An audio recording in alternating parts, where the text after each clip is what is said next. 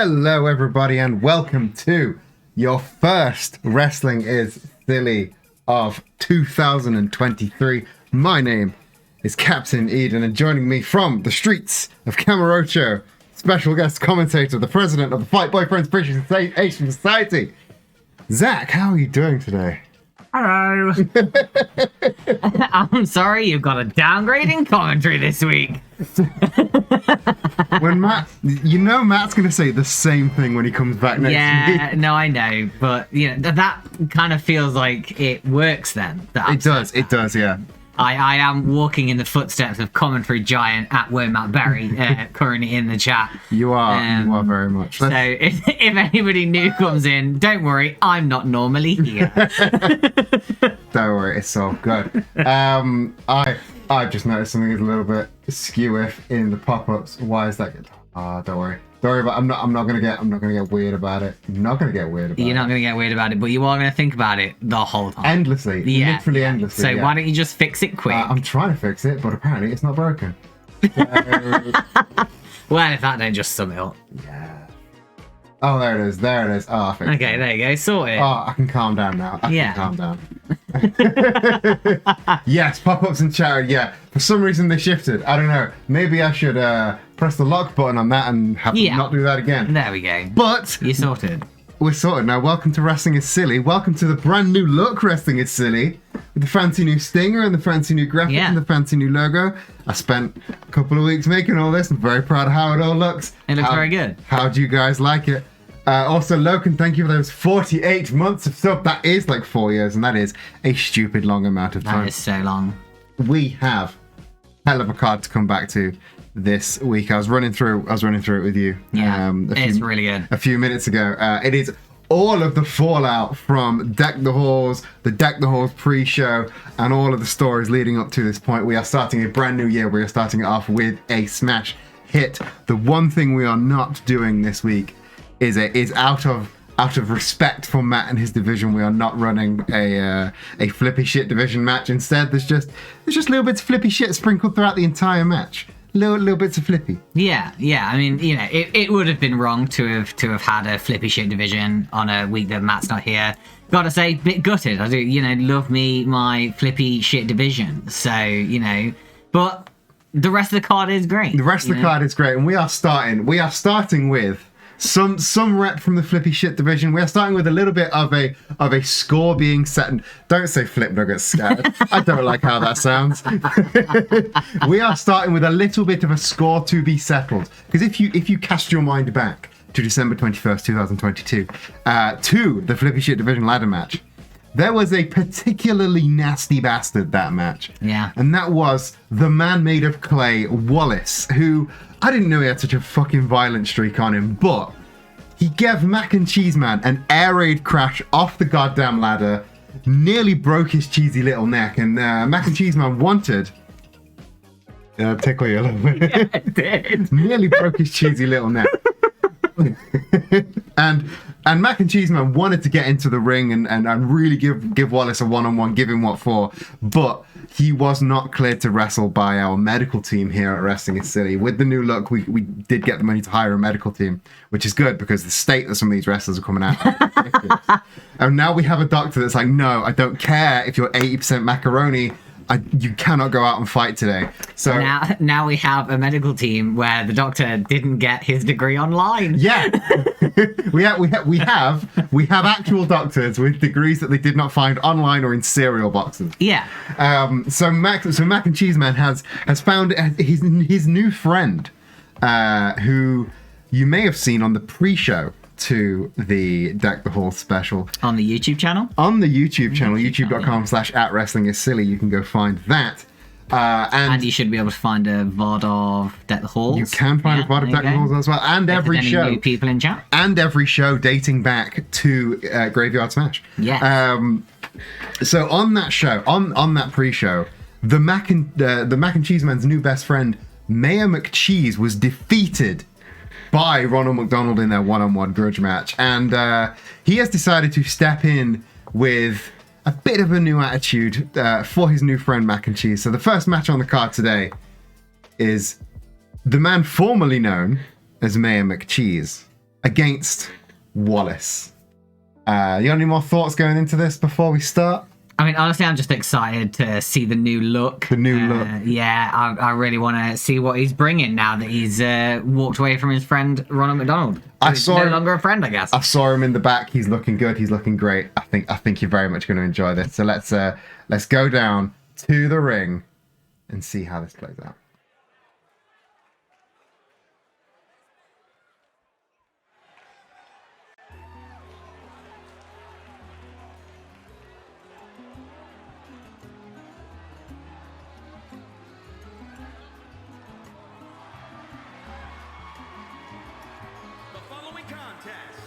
Oh my, he is New look, new entrance music. the new entrance music is definitely it's definitely doing something. He is. What do you think to this new look? I mean, he's come in, he's done the breakup thing, right? Like, he's gone, no, I'm not friends with Ronald McDonald anymore. I'm gonna hit the gym. I'm gonna get a divorce lawyer. I'm gonna make myself look sexy. New sexy music. Like, I didn't think a man who used to go by Mayor McCheese, apparently according to the notes now, he's going by Mr. Mac now. Okay. I didn't think he could be that sexy. But here we are. Welcome, Paper Jam Session. I mean, he has really hit the gym. He really has. I mean, I didn't think they were hiding under there. Are they new? Those abs must be new.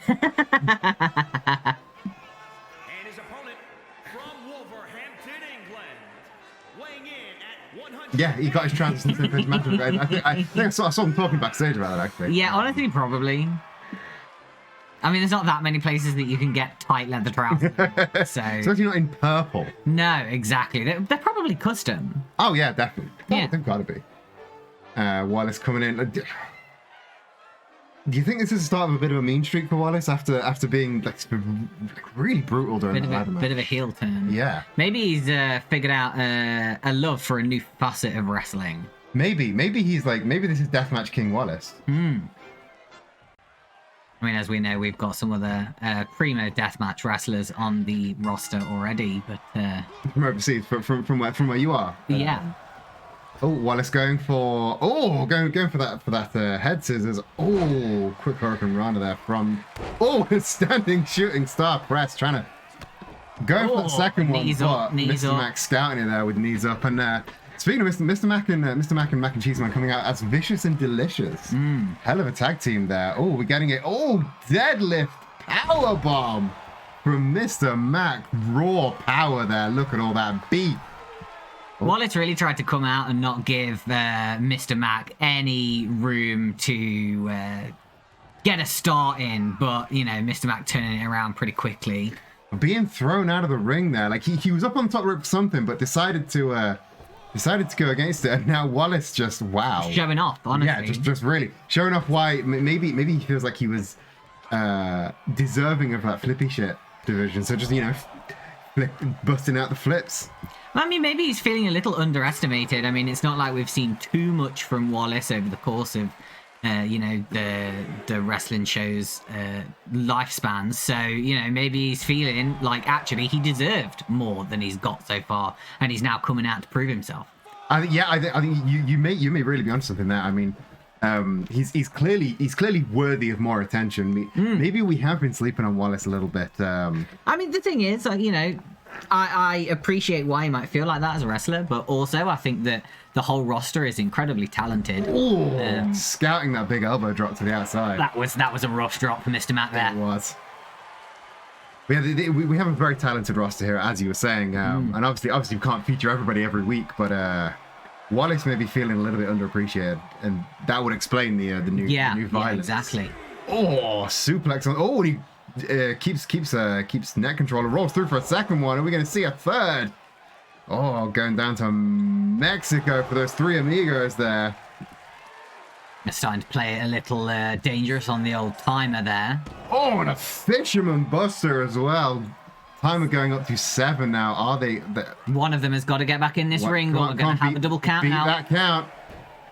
There we go. Mr. Mac beating the count. Is Wallace going to be able to get in time? Oh, just about makes it. Was really, really pushing that, wasn't he? Oh, and here we go. Snake Eyes! How does Gromit feel? How does Gromit feel at wrestling? We haven't heard anything from Gromit. Oh!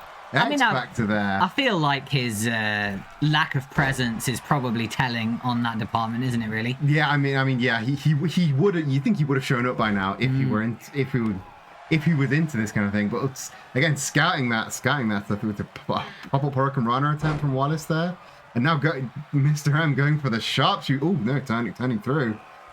Oh, big sharpshooter stomp there. We don't see a lot of sharpshooters here in wrestling. Silly. A lot of people go for the adjustments. Like, ooh, almost a 2.5.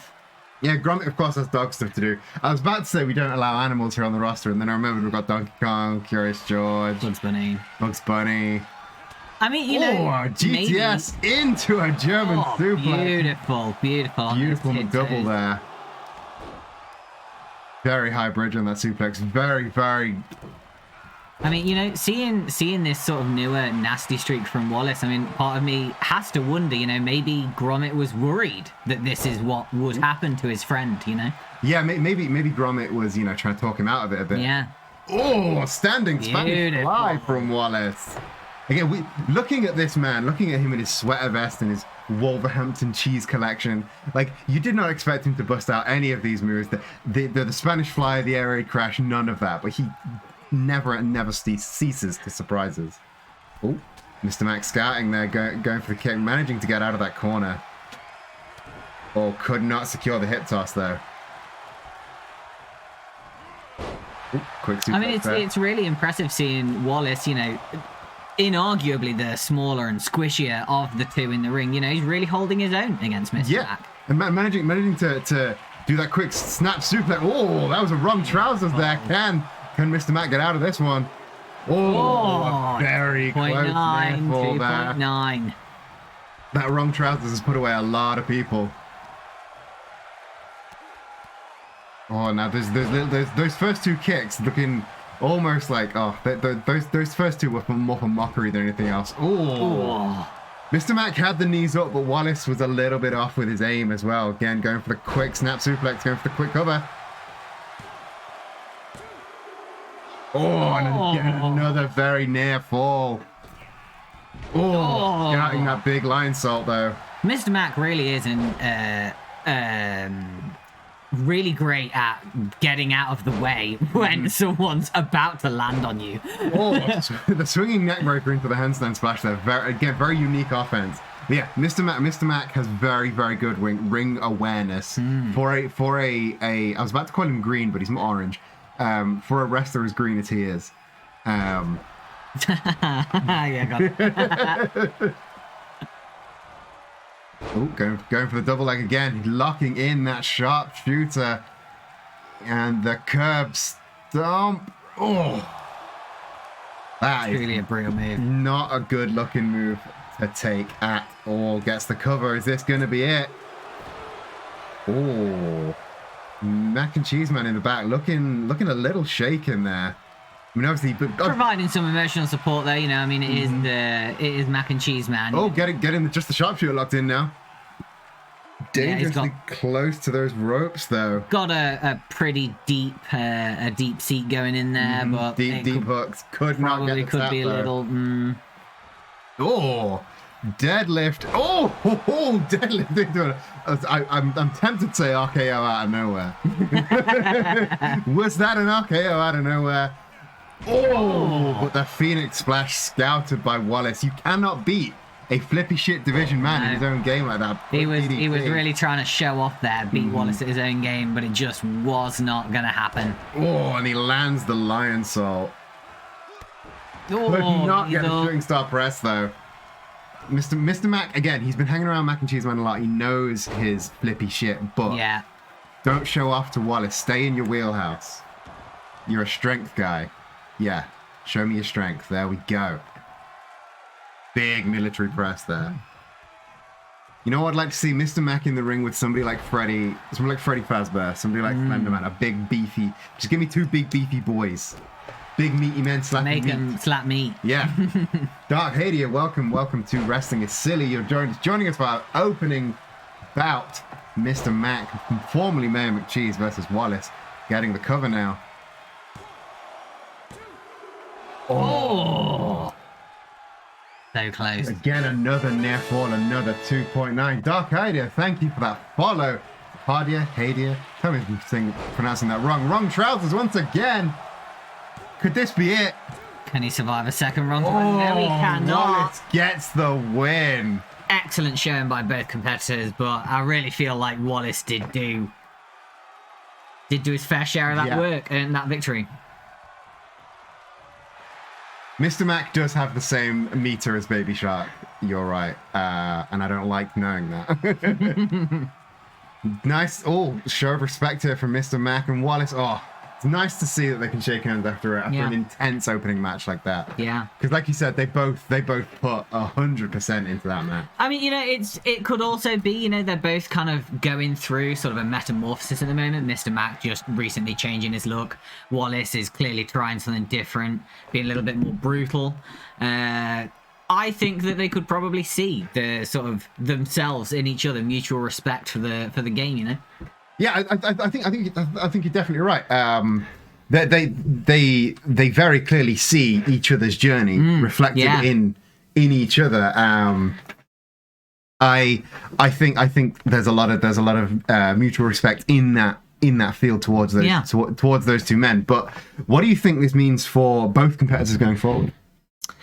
I mean, I'm really interested to see where Mr. Mac goes. I mean, I think his has been the most dramatic of the changes. I feel like he's sexy now. I mean, I didn't want to just lay it on the table like that, but here we are. Mr. Mac is sexy now, and we're just gonna have to deal with that and see where that goes. I think especially with his new like official team up with the Mac and Cheese Man as Vicious and Delicious. I know you have a little bit of an investment here in the tag division. I mean, I don't know what would give anybody the impression that I like one of the tag teams more than others. I know you have a Five Boyfriends fan club president represent. So what do you think this means? What do you think Vicious and Delicious means for the tag scene? Well, I mean, nothing yet, right? We haven't seen them together yet. We know they're hanging around, and Mac and Cheese Man, he's always been one of the particularly... more of a standout. Yes, that's the word. He's one of the more showcase wrestlers that we have. So to see him transition over to potentially the tag team division is certainly going to be interesting. I mean, do I think they're going to be tag team champions? No, I don't. But, they can dream. Everybody's got to have a dream, right? I mean, yeah. Like, if you're making a tag team and you're not going for the belt, then what are you making a tag team? I mean, yeah. I mean, well, everybody's got to have mid-carders, right? And, Oh, these brand new teams, and you're just pounding them into the mid card. Well, I'm gonna do that because the best team already has the titles, so everybody else is mid card. but that team has a lot of enemies. They are making more every day. Yeah, well, I mean, they're used to that. That's very true. Very true. The streets of Kamurocho, the streets of Sosambori are not. I mean, they've not had friendly places. They've had several games showcasing their enemies, and guess what? They've won every one. They have indeed. So not that I'm biased or anything. Not scared of Vicious and Delicious making a tag title run. I mean, not right now. Maybe I'll get scared if they show me some decent matches, and I'm like, okay. and Wallace, maybe I should be worried. And Wallace, do you think he can make a gun for that flippy shit title? I mean, yeah, to be honest, the Flippy Shit division is so strong that basically any of them right now, with it being such a new sort of fledgling division, I feel like all of them have got a pretty good shot. If they wanted to go for a decent run, they could absolutely do that. If there is a division without a mid card, it is the Flippy Shit division. Yeah, I would. Every single one of them is headline material. If two of them formed a tag team, then we'd be in trouble. If Karl Marx and Miles Morales just decided to become friends, then you're in trouble. Then we might have something to think about in the tag team division. I think we're gonna see more Flippy Shit later on in the show, more tag action later on in the show. Yeah. Our new tag champs are going to be making not our new tag champs. Our tag champs are going to be making an appearance later on in the night. You are still surprised. I am still surprised. A 6-man tag match does not favor the champions. No. I'm surprised they made it out alive. But we're not doing tag action now. We're not doing singles action now. We're doing a triple threat action now. And this match was actually suggested by Daff in the Discord, !Discord, if you're not there already. They wanted to know when when the three Bobs on the roster would get together and have a nice, good Bob off. Not the words they use. However, those are the words I'm using. So next on your card for tonight, we are having a Bob off battle for the best Bob. You know how we had the battle for the best Scaly Bob? Yeah. This is just the battle for the best Bob. We're having Bob Ross versus Bob Belcher versus Bob the Builder. Now I know we can't be as big a fans of Bob's Burgers as Matt is. Obviously, he's a real Bob head. Yeah. But which of these Bobs do you favour going in? I'm going to be honest. I think I favour Bob Ross going into this. He has a really long history in wrestling in Silly of just absolutely coming in and serving. I mean, yeah. Bob Ross has shown that he can go with the bigger, badder members on the roster, but I've seen Bob Belcher has been training in the Team Taz dojo, so I think he may be one to fear. And Bob the Builder, I don't think we've actually seen a singles contest from him. He could be a bit of a wild card. Yeah, I'm trying to think if I remember any matches from him. They would certainly be early in the Wrestling is Silly history, shall we say. So he's not really etched out his place on the roster. Yeah, so, we could be seeing the first moments of, Bob the Builder's, rise to the top. He could be building his way to the title. Exactly. Let's go down to the ring and see if he does, in fact, build his way to the title.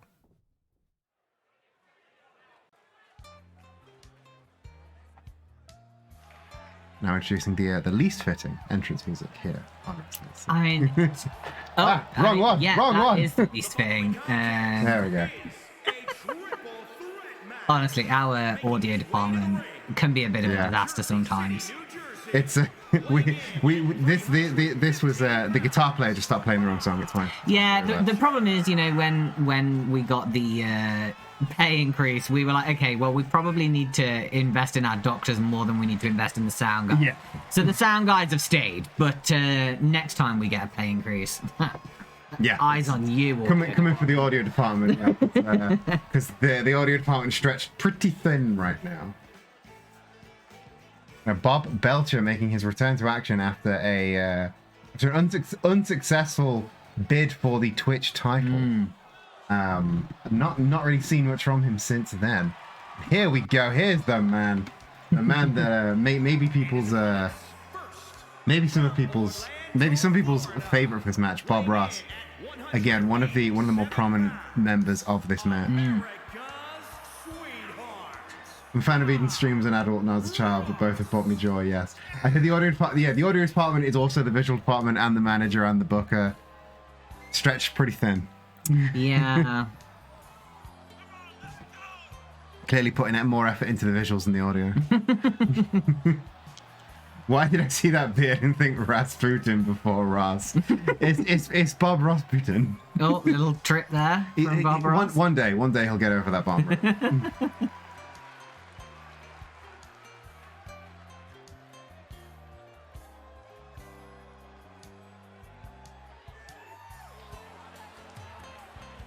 One day he'll get over that bottom rope in one piece. From the fifth dimension, weighing in at 189 pounds,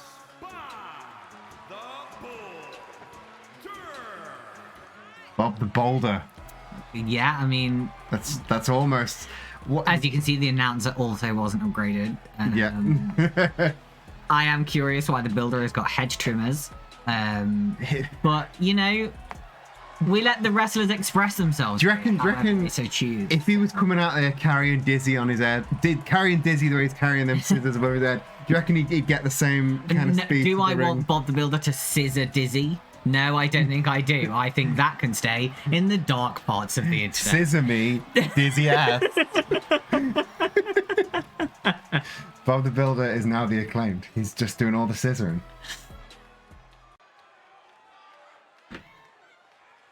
We've got our three Bobs ready to go. Bob Ross looking a little unfazed. I mean, like you said, Bob Ross has got the most experience going into this match. Bob the Builder really wanted to make a name for himself.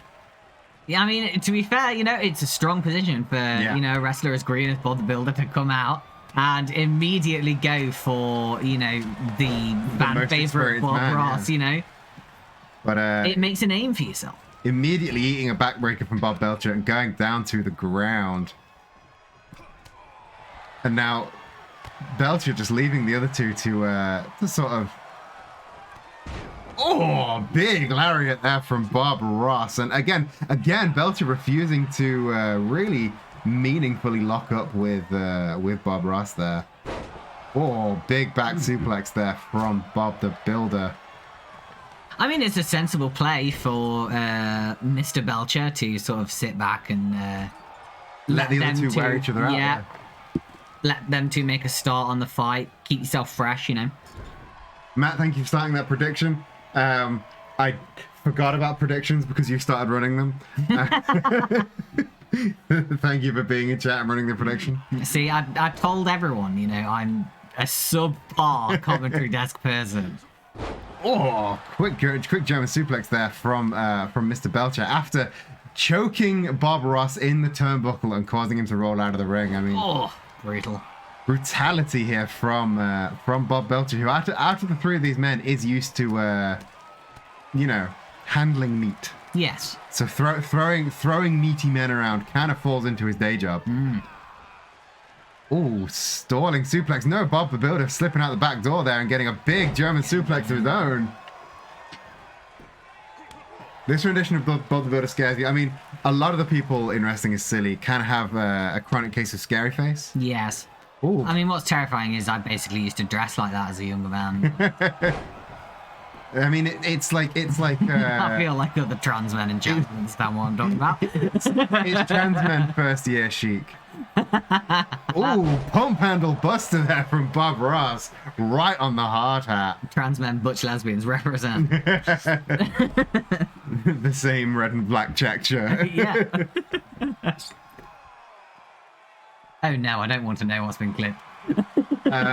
Scoop Muck and Sizzy. Oh no. I think it's us talking about Bob the Builder Sizzying Dizzy. Oh god.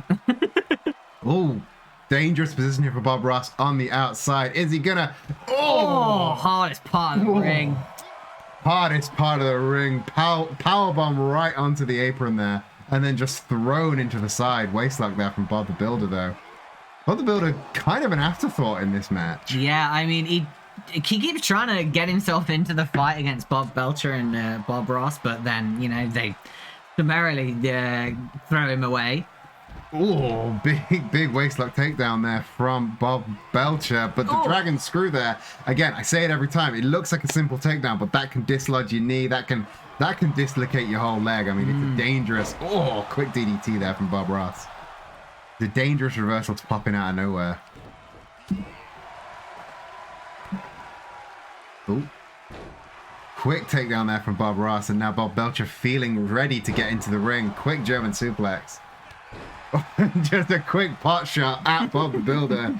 Kick to the chest. I'm getting a real vibe that both Belcher and Ross are, to be honest, a little annoyed at Bob the Builder's presence. Yeah, I feel like this Bob Belcher and Bob Ross. A lot of in-ring chemistry, I gotta say. Yeah. Bob Ross taking 2 attempts to break up that pin there. Yeah. Bob the Builder really not wanting to let go. Oh, right on the ribs. It wasn't a backbreaker, it was more of a rib breaker. Yeah. There's needless brutality from Bob the Builder. I mean, we've said this though. He's got a lot to prove. He can't just come in with 2. Quick power slam. What's the word? More experienced fighters. Yeah, I think veterans was the word I was going for. But he can't just walk in and expect to get an easy victory. Package. That was an interesting maneuver. That's sort of a fisherman buster into a small package pin. I've not seen something like that before. I'll have to write that one down. Locking in a submission there. Going for sort of looked sort of like some kind of submission finisher there, but Bob Ross is there to intervene. Yeah, small package driver, I think it was. Again, writing that one down. Taking that into the ring with me. You'll see me bust that out against Winnie the Pooh next time. Bob the Builder really struggling to break up that pin. Well, the first pin. Oh. Bob Ross walking over Bob Belcher to get a wrist lock onto Bob the Builder there. Now, Bob for the first time in control. Big discus lariat takes Bob Ross off his feet. Bob the Builder in control. I mean, despite Bob the Builder's best attempts to get into the match properly earlier on, you know, what really went on his side was Bob Ross and Bob Belcher smacking each other until they went out of each other. Bly the Bat, welcome in. Yes, this is the Battle of the Bobs. Bob Belcher, Bob Ross, Bob the Builder. Welcome to Wrestling is Silly. This is common parlance around Quite here. frankly, not the silliest match that's ever been on here. So... slightly confused by Bob's Black Lippy. Goth the Builder. Yeah, all builders are goth. Come on. All builders are secretly goth. Oh, ooh. Cross arm breaker there from Bob Ross, expertly taking down Bob Belcher, just as if he had no bones. Now getting the cover. Bob the Builder wasn't really interested in breaking that up to start with there. It seemed like he genuinely timed that to keep the submission. I forget what that's called, but it is a brutal looking move. And almost a 3 count. Oh, very, very near fall for Bob the Builder there. Again, the strategy of just waiting for them to beat the piss out of each other, working real good there. Yeah. It's a strong play. You know, a lot of wrestlers don't particularly like it. They don't particularly want to be not in the match for a good portion of it, but it's a pretty good strategy. Yeah, Bob Ross again, that pump handle driver again. Yeah, it's a sort of cold zero, strong zero kind of thing. Strong zero, that's what it's called. Oh, short drop DDT there from Bob the Builder. Oh, and just a quick kick to the head takes Bob Belcher down to the ground. I did not think, honestly. Oh, he's going for another one. A strong zero now onto Bob Belcher now. Bob Ross nowhere to be found to break up the pin. Could this be it? Another very near fall. Oh, An impressive showing. very impressive showing from Bob Builder here. He really is building a name for himself during this match. Oh, the discus forearm interrupted by Bob Ross and getting that big arm breaker now. And now turning his attention to Bob Belcher. The two are running laps around each other. Belcher eagerly gets the top rope. Oh, missed. A little bit of a misfire there from both parties. Big Irish whip sends Bob Ross to the outside. And Bob Belcher just now, I think, taking a moment. I think everyone just needs a minute in this match. It has been firing on all cylinders. Bob Ross, though, first back to his feet. I mean, that comes with more ring experience, doesn't it? You know, you do build up the stamina for the longer matches, the longer that you are wrestling actively. Yeah, and slipping out the back door of that big suplex, but the shot was interrupted and got one of his own. I've noticed Bob the Builder does a lot of showboating, like just when he's not doing anything. I think he just wants to get his face out there. I mean, that's fair. You know, a lot of new wrestlers, young wrestlers, they do want to get their names out there. Do I necessarily think that that's the correct play for him in this match? Not necessarily, but I also can't argue that he's not pulling his weight as well. He's more than pulling his weight. He's more than doing enough. And Snake Eyes, 2 for 2 on Snake Eyes is right now. Oh, but Bob the Builder not going down for a second. Bob Belcher rolled out of the ring to try and recover after that sort of reverse X Factor. Oh, we have a change of momentum here. Bob Ross now in control. Oh, laying Bob the Builder upside down against the turnbuckle. Oh, and just grinding his face into the mat there. Didn't look like he was quite tall enough to get to the mat, but to be fair, a boot to the face, regardless of whether or not. A boot to the face is a boot to the face. Oh, was that again an RKO out of nowhere?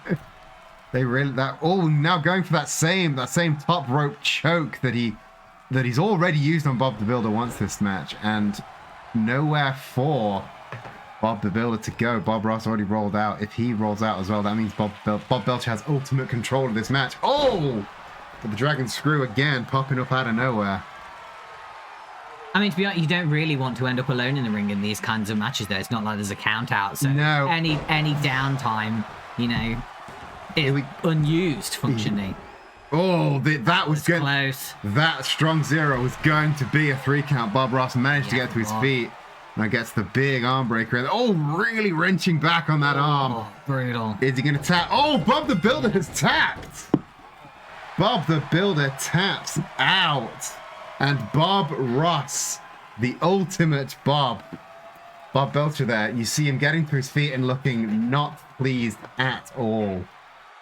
I would imagine this isn't the last that we've heard about the Ultimate Bob. I don't think that Belcher was particularly pleased with this result from the looks of it. No, but the man survived 2 of those strong zeros from Bob the Builder. He is a strong man. I think Bob Ross, Bob Belcher one-on-one. That's what I want to see coming out of this.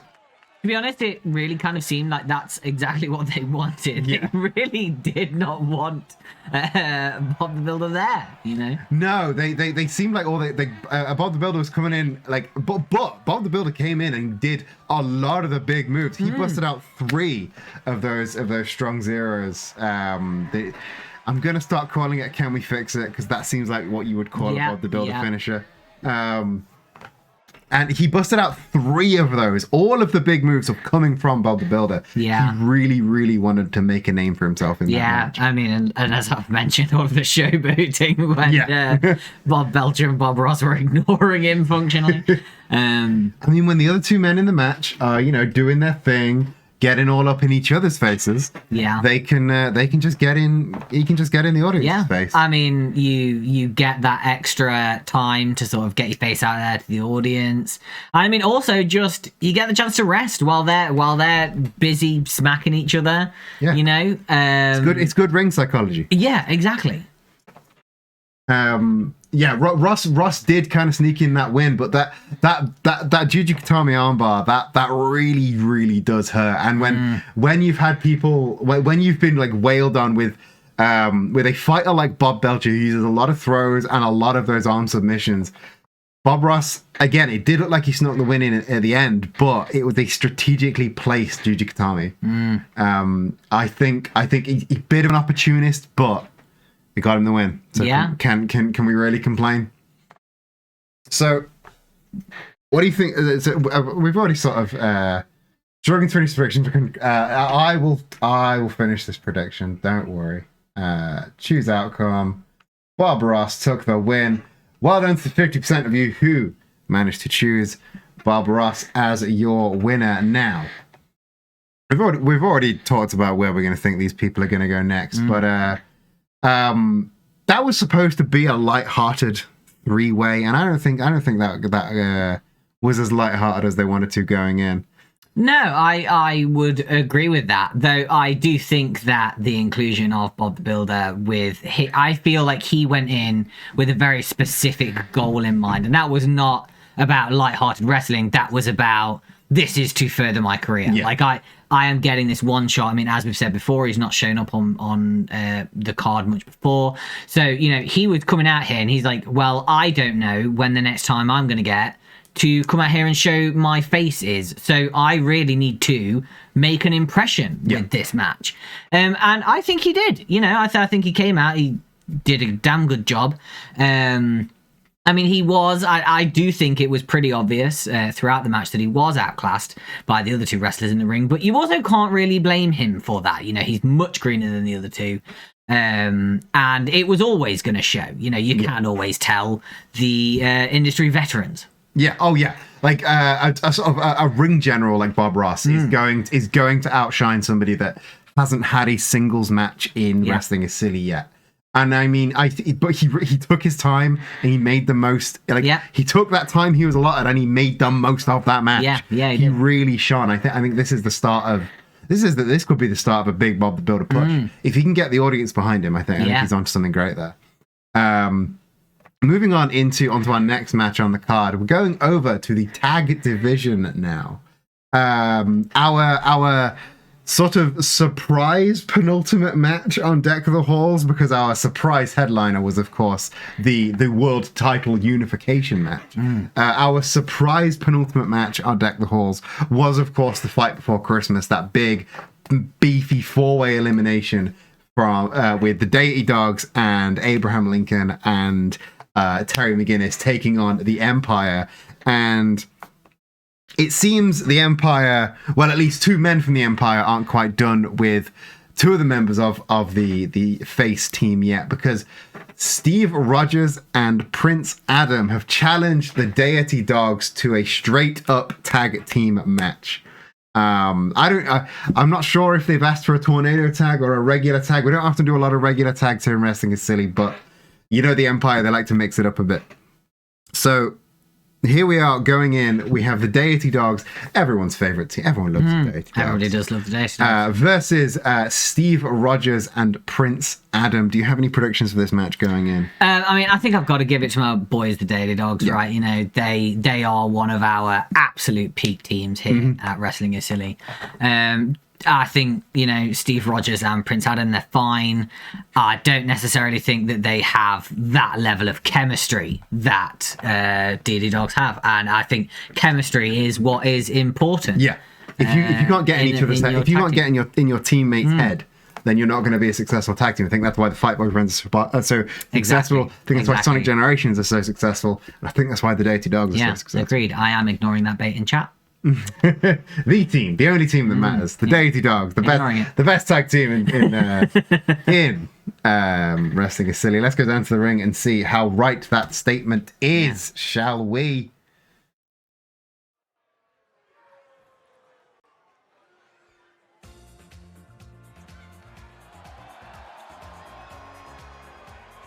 The following contest is scheduled for one fall on the way to the ring at a combined weight of 597 pounds.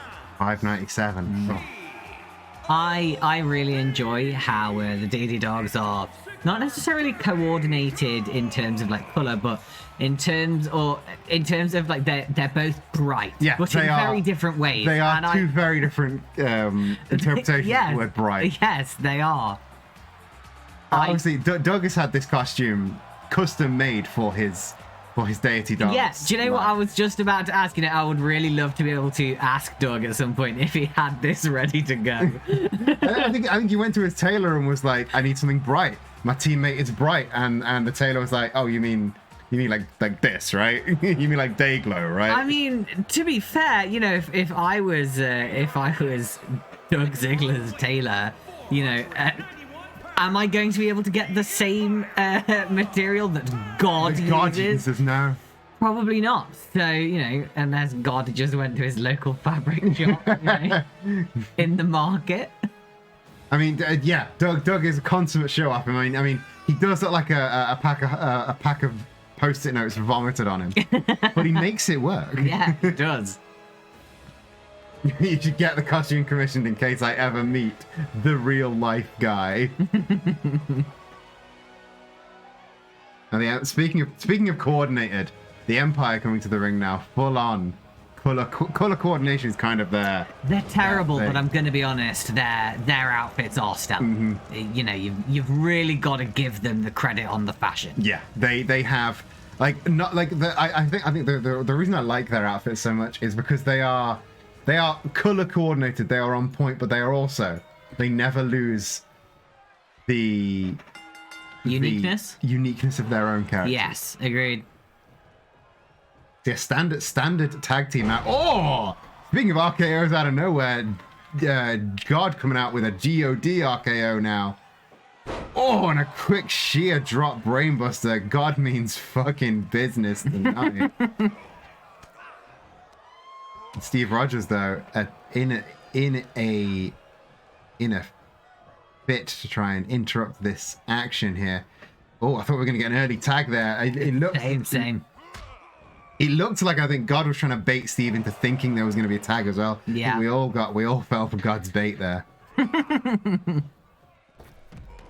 Oh, no. That was squidgy, wasn't it? Yeah, throwing him right to the outside. Didn't like that sound. No. But it's okay. He is the almighty God. Yeah, so I mean, he's probably fine. Yeah. And now just carrying Steve around. Not quite sure what he wants to do with him. Giving Steve the opportunity to break out, unfortunately.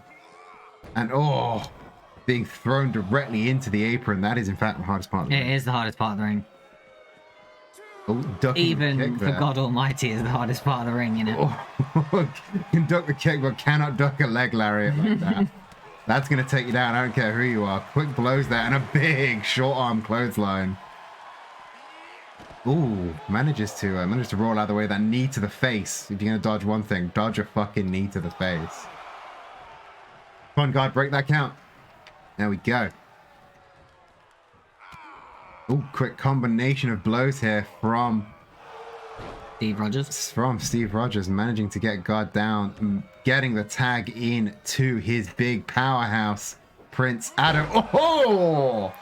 God having none of it. Straight out of the gate, God scouting him and making him famous, tagging into Doug Ziggler. And yes, get your booty in that prediction. Dirty Dogs or the Empire. Oh, going for the guillotine on the top rope now, not giving you the snake eyes you want to see as the truest heels they are. A quick standing splash. Now, Prince Adam really is a force to be reckoned with. We gotta say, Prince Adam almost took on Kentucky Derby. That is the unthinkable horse and the undefeated world champion Colonel Sanders. He almost took them on in a handicap match for the Smiley Case. So. Yeah, I mean, what a match that was. I mean, that is one of the ones that's available on the YouTube channel, I believe. It is indeed. I mean, go and find it, because I don't think I've ever seen a handicap match as amazing as the one that Prince Adam put on. Well worth going to go and find. But it really goes to show you who you're dealing with. Yeah, Prince Adam is an absolute force to be reckoned with. I feel like he's underrated within the Empire. I don't think the Empire buddies really appreciate what Prince Adam brings to the table, personally. Doug Ziggler scouting that Meteora there. I think the Empire, the Empire do not value Prince Adam. He very much is on the bottom rung in the team right now. And that's saying something, because they've recently had a new member in Webmaster. Webmaster, yes. Yes. Was that a super kick there from Doug? I'm sorry, I looked away. We love the super kick. Just a 2 count though. I mean, it's early doors, isn't it? I think we'd all be surprised if it had gone to a 3 I mean, count, yeah, you know. but surprise super kicks can really knock it out of you. Yeah, they can. Bit whipping the roundhouse kick there. And managing to. Third time's the charm. Third time's there. the charm with the follow-up enziguri, tagging out to Prince Adam as God climbs up onto the top rope. But Steve managing to block any sort of move there. Prince Adam with the wrist control drags him over to the heel corner. Steve getting out the way as giving Prince Adam verticality is not a good idea. Yeah, no, do not let that man get higher up than you. He goes to that walk in the woods. And now just a brutal chin lock. God, though, managing to get to his feet with a single leg takedown. Did not plant his foot hard enough. No, gotta plant that foot. One arm power bomb there from God. Really, really showing a show of force here. I mean, that's no joke, no matter the wrestler that's doing it. But when it's a wrestler as big as God, you know, that... It's a long way down. Yeah, you've got a long way to go. Like God. Yeah. Stalling sheer drop brainbuster there. Dropping Doug Ziggler right on his bumps. Again, like a one-arm powerbomb. Picking someone up like that is no mean feat, regardless of who you're picking up. But Prince Adam's not a small man. Yeah, I mean, that was just a fabulous display of how strong God really is, you know? Mm-hmm. But just they don't call him omnipotent for nothing. Exactly. The 1 count there for that pin. I think that pin was more of an insult to injury thing, as is that sort of standing Meteora there. Channeling a Interesting that he didn't go for the pin there. Again, I think it's all mind games with the Empire, isn't it? Oh, Yeah. the pop-up Meteora. And now tagging back, a lot of quick tags from the heel team. Really, and Prince Adam going for the pin, center of the ring. Only a 1 count though. Had Steve gone for the pin instead of the tag, this might be the end of the match. Yeah, agreed.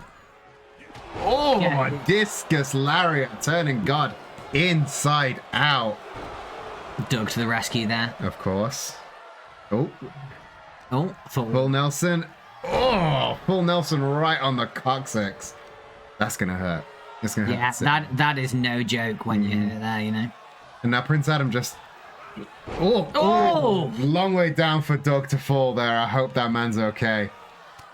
Because That seemed like poor planning on God's part, though. I think maybe the Empire's getting into his head a little bit. I think this rivalry between the Dogs and the Empire is really is getting in the head of the Dogs. I think. The Beautiful. waste again, burning too much daylight, get a little bit too much showboating, letting Prince Adam get the back body drop. Oh, and now the deep hooks from the Falcon Arrow. Hooked them legs, doing very well. Doug back again. And eating a lot of fists for his trouble. Managing to get some shots in there. Again, there's a little bit of a time. I think he's got a 5 count before he has to get out. So really using the most of that 5 count. If you've got to 5, use it. Yeah, use every second. Getting the hot tag. Doug is out. What's he gonna do? Oh, do not let this kill your momentum, Doug. Doug really, he's at a bit of a disadvantage at the minute because I mean he's really got to be level-headed. You know, like God has let his emotions get the better of him a couple of times in this match, and if that keeps going, we could see a loss for the Deity Dog. Oh, the spinning heel kick there. Come on, Doug, grab the rope. Oh, Maybe it's getting into Doug's head as well because he really could have done with grabbing the rope there. the spinning heel kick there, though. Yeah. Oh, he's tuning up the band. What's he got in store? Boom! The huge super kick lands right in the face corner. Oh, Prince Prince Adam Adam with the just able to make the fix. And the famous we saw the famous from God earlier in the match, and it warms my heart to watch God take a move from his tag partner like that. Steve though out for the count. That man was not going to rise to his feet anytime soon. Oh, God, locking in those legs to the sharpshooter, and we're seeing that sharpshooter curb stomp once again. Oh, Mr. Mack used that to great effect earlier on in the night. You know, I was actually going to say I thought that maybe it was a little bit early to bring God back into the ring. You know, with him clearly getting a bit of affected by the match, but you know he's come back in. He seems like he's doing okay. Oh, up on the top. Oh, Steve managing to turn it into a reverse DDT though, and that looked like he was tuning up for something big. And now Steve tuning up for something of his own. What's he got in store? Oh, he whipped the spinning back kick. Goes for some strikes out of pure rage, but God is there to block them and deliver some of his own. Big judo toss there. Now taking the arm and just going for a triangle choke there. A little bit of a Hell's Gate. Or Heaven's Gate, I should say. Oh, Steve looks like he's not moving. Steve has Excellent. tapped.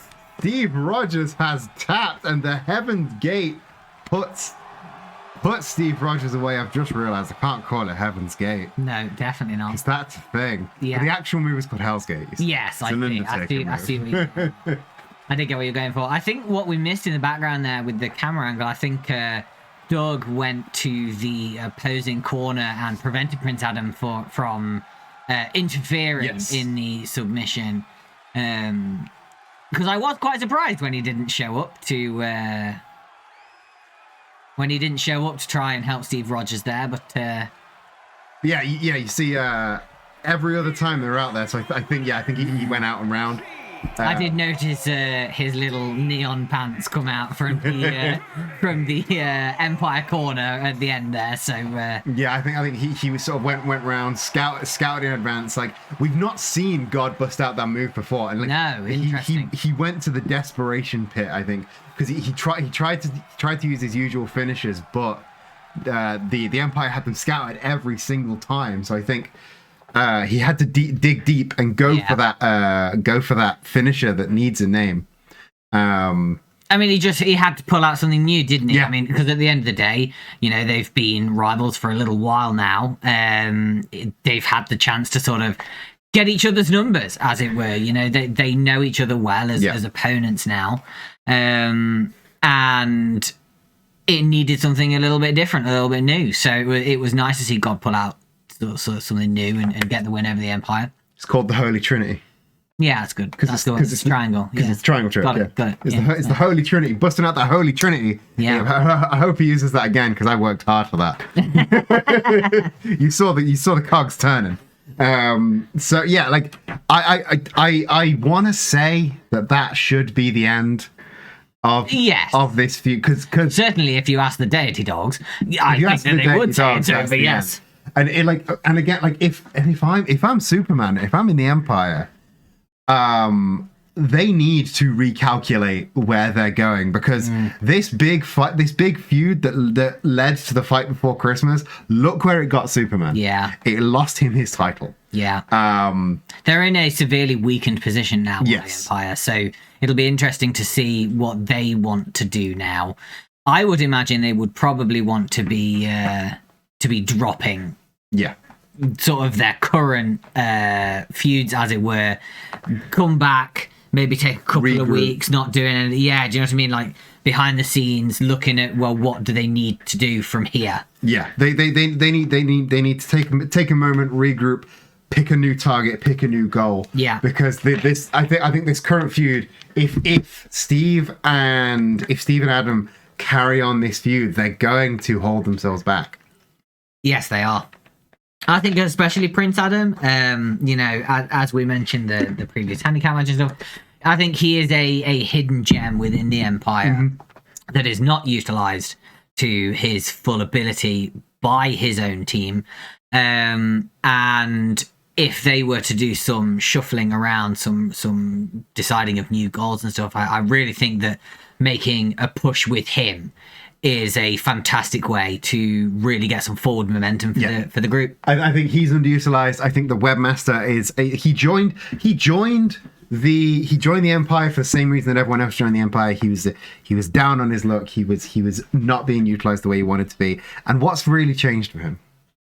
Not a lot at the minute. I mean, he is a relatively new addition, so I don't want to jump the gun and say, well, you know, they've not done anything for him, right?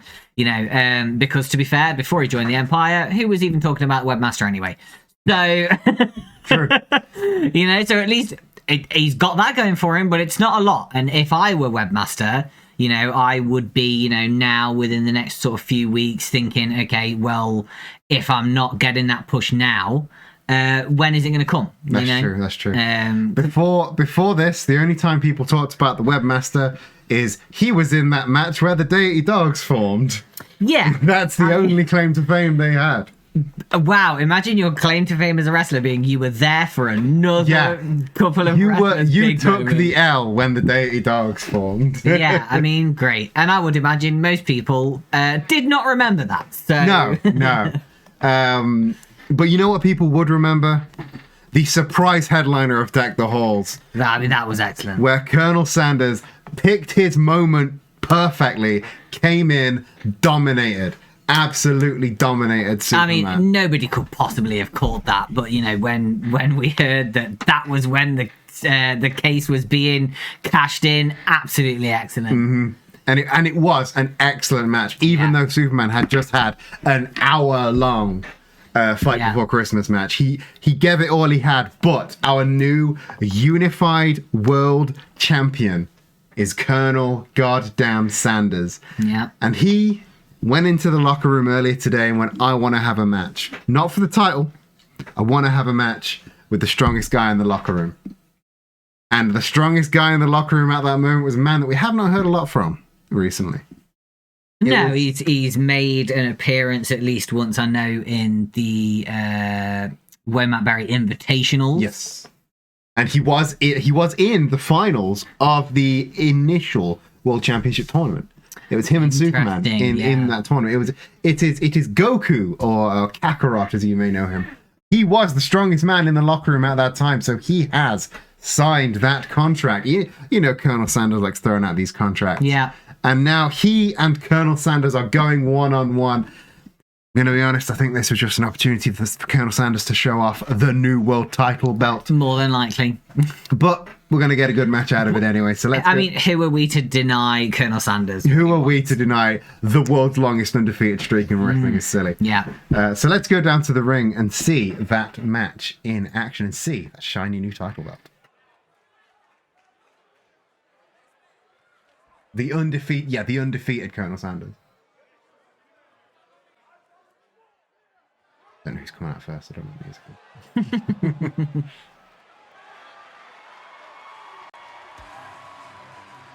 Lovely belt there. For some reason, he's wearing the old belt. That's interesting. Oh. From Kentucky, weighing in at 227 pounds, the world champion. Maybe he just has a personal attachment to it.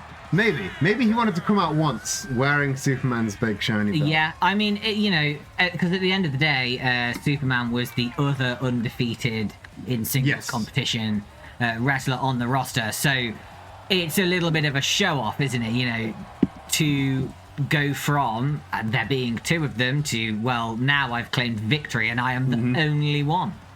So yeah, now that you mention it, coming out in Superman's belt. That is a powerful statement. It is a powerful statement. I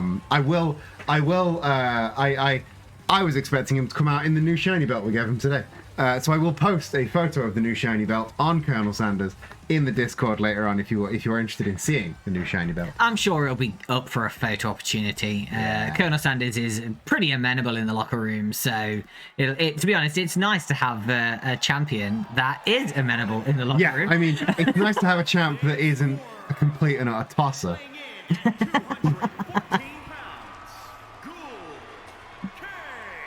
And again, someone we've not seen in a while, making a sort of measured entrance to the ring now.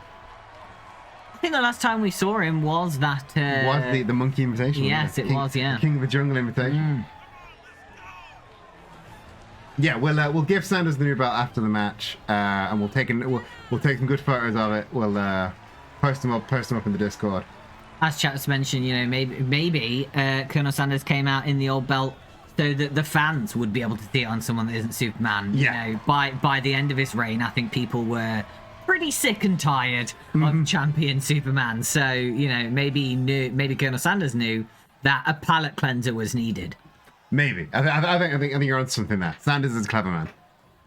A clever man, and you know, always has the heart of his fans in mind. Or a man of the people is the Colonel. Oh, Goku slipping out the back, going for that reverse DDT. Again, like the Colonel's matches, you're kind of just waiting for him to lock in that bargain bucket clutch. Yeah. Like the second that comes in, you know it's end game. But and the thing with a finish like that is it can come out of nowhere. Like even if Goku's on top, he can just bust that out. Oh, getting those boots up, getting the reversal, and running up to the top rope now. Not a place we often see the Colonel go to. Getting the double axe handle. Nice quick ascent there from Colonel Sanders. Oh, yeah. Impressive for a man his age. Oh, yeah. A man his age and a man in a three-piece suit. Oh, the leg sweep, though. You cannot forget style for wrestling, unfortunately. Yeah, no bonus points for style, but you get bonus points in my head. Yeah, exactly. The spiking that DDT went right over his own head. Yeah, free points for anyone that votes for Sanders. I mean, well, it's only 3 points if somebody votes for Goku. I think there is a very small. No, you just get your money back. Ah, I see. Now throwing Goku to the outside now. I was going to say, there's the count. The ref took a little late on the Japanese start Andre. there. Come on, where's your watch? I thought we'd accidentally turn the countouts off there. Maybe he's a fan of one of the wrestlers. Really wanted to be able to maximize the match. Ah, yeah, it's got to be it. Oh, going for a nice early cover there. It's actually not often you see the Colonel win via pinfall. No, it's a lot of submission victories. Oh, he's going for that instant transmission. Goku pulling it out early. But can he capitalize on it? Here's the thing. Oh no, it seems he can't. Oh, the Colonel with the chop block just taking him out. You're not gonna get to a wrestler like Sanders with a gimmick like that. No, the Colonel has seen every gimmick going.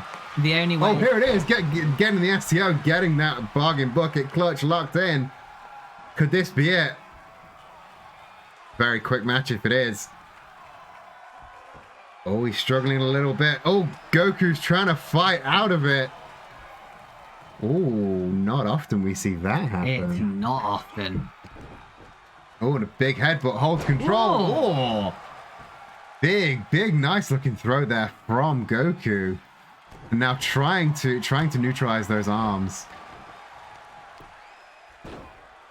Colonel not at all happy that somebody's fought out of the bargain bucket clutch. I mean, it's not an impossible move to get out of, but it's one of the. I would say it's one of the few sacred moves of wrestling is silly. You know, people don't get out of that move. You know, so for someone to do it, it's a big deal. Yeah, I mean, it's not every day that somebody does not tap out to the bargain bucket clutch, but I think maybe he's getting a little bit cocky. It was a bit early on in the match. It was a bit. Oh, now being pulled into the center of the ring, going for the cover maybe. Oh, just wrenching back at that. Colonel trying to get the legs up, but Goku had him scouted there. Oh, straight jacket neck breaker.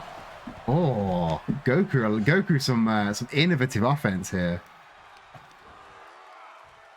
Up in the, just being thrown into the ropes and into the center of the ring. Goku now ascending to the top rope. And a huge diving headbutt straight to the chest of Colonel Sanders. Gets the cover, center of the ring. Chest is an interesting place to headbutt somebody, but it is, but he's got a Saiyan head. It's fine. Yeah, that's true. Oh, and a spear! Spear out of nowhere gets the cover. Could this be a rare loss for the Colonel? It would be the first loss for the Colonel, would it not be? Be the first ever loss. Oh, and I think that's just stopped open Colonel Sanders, I think. Oh, the Dragon Screw there, Dragon Ball Screw maybe. And the Colonel does not respond well to being bust open. We got to say, there's the back suplex into the leg drop. Now he's waiting. I think he's got another one of the. I think the fryer's done. There's the STO. There's the bargain bucket clutch. He's gonna get out of this one. He is upset now. He's struggling. He is tapped there we out. Go. Ooh, that is, like I said, the Colonel does not respond well to getting bust open. No. I mean, to be fair, do any of us, do any of us like that? No, I don't like bleeding. Nobody likes bleeding. No. He saw red, didn't he, really? Quite literally saw exactly, red. And like once that had happened, it was basically the end of Goku. Yeah, I mean, like that really was something else. That spear out of nowhere was a dangerous moment for the Colonel, but like you said, as soon as the bust open happens, ding, fryers are done. Yeah. There's that bargain bucket, and actually give those fryers time to heat up as well. Yeah, gotta rev up them fryers. Exactly. I'm sure they rev up. That sounds accurate. Oh, speaking of the Empire. Here's, in his old outfit. Yeah, I mean, he's seemingly back for more, but the Colonel again not having a bar of it right now. Just an attempted run-in from Superman this is now you got to remember Superman's recruitment strategy is not usually. This is not usually how the recruitments go. Superman's recruitment strategy is come out in the old outfit after someone suffered a loss and try and recruit him. So it could have been going for Goku then. Could have been going for Goku. However, this is not usually how they go. No. Superman really is, like you said, in a bit of a weakened position, and the Colonel is looking ever more dominant. I mean, honestly, like, that was a bit of a misplay by Superman there, wasn't it? Because, it feels like he saw Colonel Sanders and saw red. Yeah. And immediately went to try and get some sucker punches. But, I mean, that just wasn't going to work with Colonel Sanders, is it? I mean, the man's not undefeated for a reason. And it's not often we see him bust out a pile driver. Yeah. But that was a bad move by Superman. Yeah. Do you think he was trying to recruit Goku? I mean, that is his MO, it would make sense. And Goku is a strong wrestler Goku is a powerful... get into your ranks. So it would have been a good choice on his part. As we've mentioned, the Empire is in a weakened position. They do need to be thinking about where they are going forward. Getting new wrestlers involved, especially strong ones like Goku. That wouldn't be a bad play for them. Yeah, I mean, the way these things usually go, as you guys well know, you've seen a lot of these recruitment strategies in the past. Superman comes out, he does the run in, he saves the day, or attempts to in this case, and then the next week, the guy's out in the black and gold, and he's part of the Empire. So I suppose we'll see if Goku takes the bait. I can't imagine it myself. I think that would be that. Not only do I think that would be a bad play for Goku, but I think it would also be. I don't think it would be something we would do. I think it would be out of character for him. But the locker rooms, wrestling is silly. Anything can happen. Yeah, I mean. Like it is ridiculous to try and predict the whims of the Wrestling is Silly locker room, especially with somebody that we've not seen a lot like Goku. That was sort of the midline match there. We're gonna take an ever so short break while we go and refresh our drinks, go for a quick wee. We'll be back in 60 short seconds. I might be a bit longer because the dog needs to go out. So we'll be back in 90 short seconds. And let's see if Who's That Pokemon works this time. Who's that Pokemon?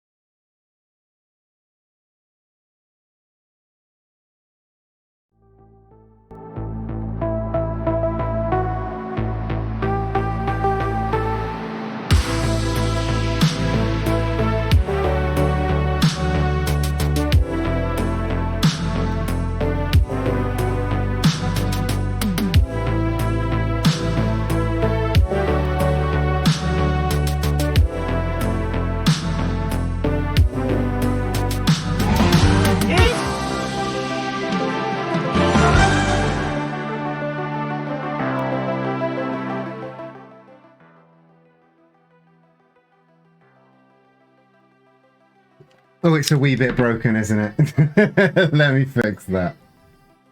It's a wee bit broken. It didn't know that it should vanish. Sorry about that. It was a skitty.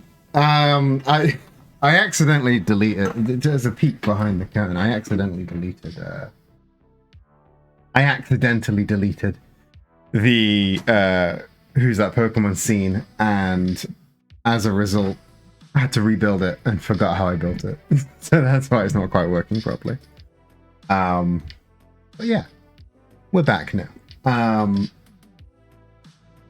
Zach's not quite back yet, so we're just going to give that another few seconds while he returns. If you are enjoying Wrestling is Silly this week, or in any week, if you are enjoying it, you can indeed As we've said a few times, go to the YouTube channel. You can watch every episode of Wrestling is Silly from Graveyard Smash onwards. You can join the Discord server. You can give us money on Ko-fi if you're really, really enjoying it. And I am looking at maybe another avenue of Wrestling is Silly merch that will not get closed down this time. Can you reveal any more at this time? I was thinking, okay, just thinking out loud now that you're back. I was thinking if there is call for this, maybe doing something akin to a Wrestling is Silly like Patreon that would have a bit of merch be a monthly reward. Oh wow! That way, I know exactly as many, and basically, an OnlyFans. I'm gonna get the mac and cheese man completely stalkers. So I'm thinking like a Patreon. It would be quite a high tier Patreon because obviously it would be like a shirt or a mug or something. But I'd know exactly as how many that I need to print every month. Yeah. It would make producing the merch a lot easier and a lot cheaper than like having to buy 100 and sell 6. Not reading that one out. So yeah, if there's interest in that, it's just an idea I had. That's definitely a message that you don't read out because it can be clipped. Yeah. But yeah, that is sort of my idea for Wrestling is Silly merch. If people are interested, I suppose. I'm interested. You have the one bit of Wrestling is Silly merch that you want. Can I? Yeah, but I specifically want a Fight Boy Friends fan club tier where I get a piece of Fight Boy Friends. Oh, you want just the Fight Boy Friends Appreciation Society tier in which you get Fight Boy Friends Appreciation Society themed merch. I'll be the only member, but honestly, like that's the only member they need. I mean, yeah, you are recruiting them if you want to join. Of course, I'm always recruiting, but I also got them to where they are now by myself. That is true. That is true. You know, if you're interested in joining the Fight for Appreciation Society, talk to Zach in the Discord !Discord if you're not there already. But we now return for part 2, the second half of Wrestling is Silly, the return for 2023, and we're coming in on another singles bout. This one, it's just this one's just 2 people on the roster that wanted you to remember that they were there. Yeah, I mean, you got to have a warm up match after the break. So. Yeah, the Christmas rust, getting that rubbed off, getting maybe some ring rust. Maybe they've not been in the rings for a while, so this is just a no frills exhibition, if you will. We're seeing Pepsi Man versus everybody's favorite Joker, Casual Joker. You got any thoughts about this match as we go in?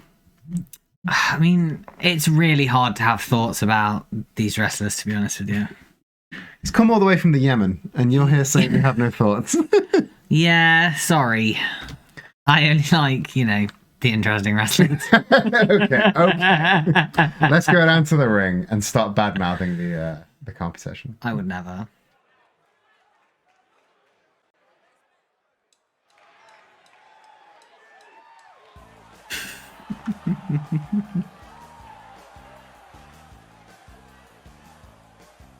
Pepsi Man coming down to the ring now, all the way from the Yemen. The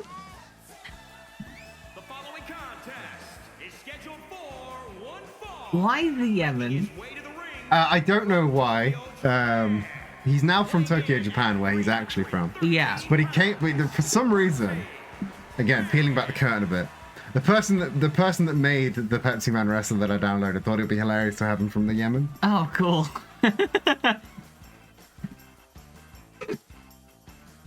So Pepsi Man is from the Yemen.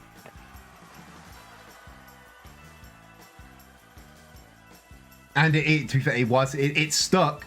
He's been from the Yemen since then, even though now he's not. And just you can't hate a Pepsi Man match. Look at him. Look at that specimen.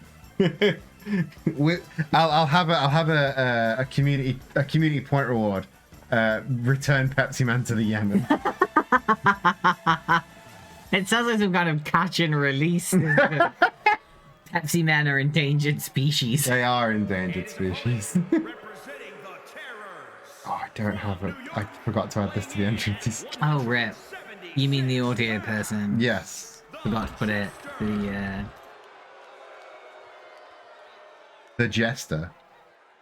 Right. Look at him in his casual t-shirt and his jeans. He is the casualist Joker. It's so upsetting that I've seen actual people with shirts like that. I like that he's got transparent textures on his shirt. Do you reckon that's an actual shirt that you can buy? I would imagine so, yeah, it looks like it.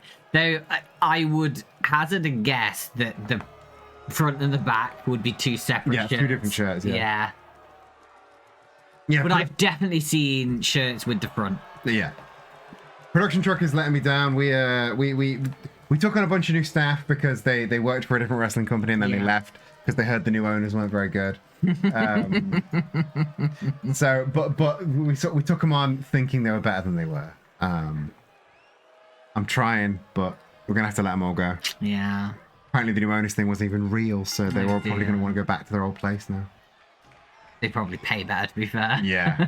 wait, you're supposed to pay?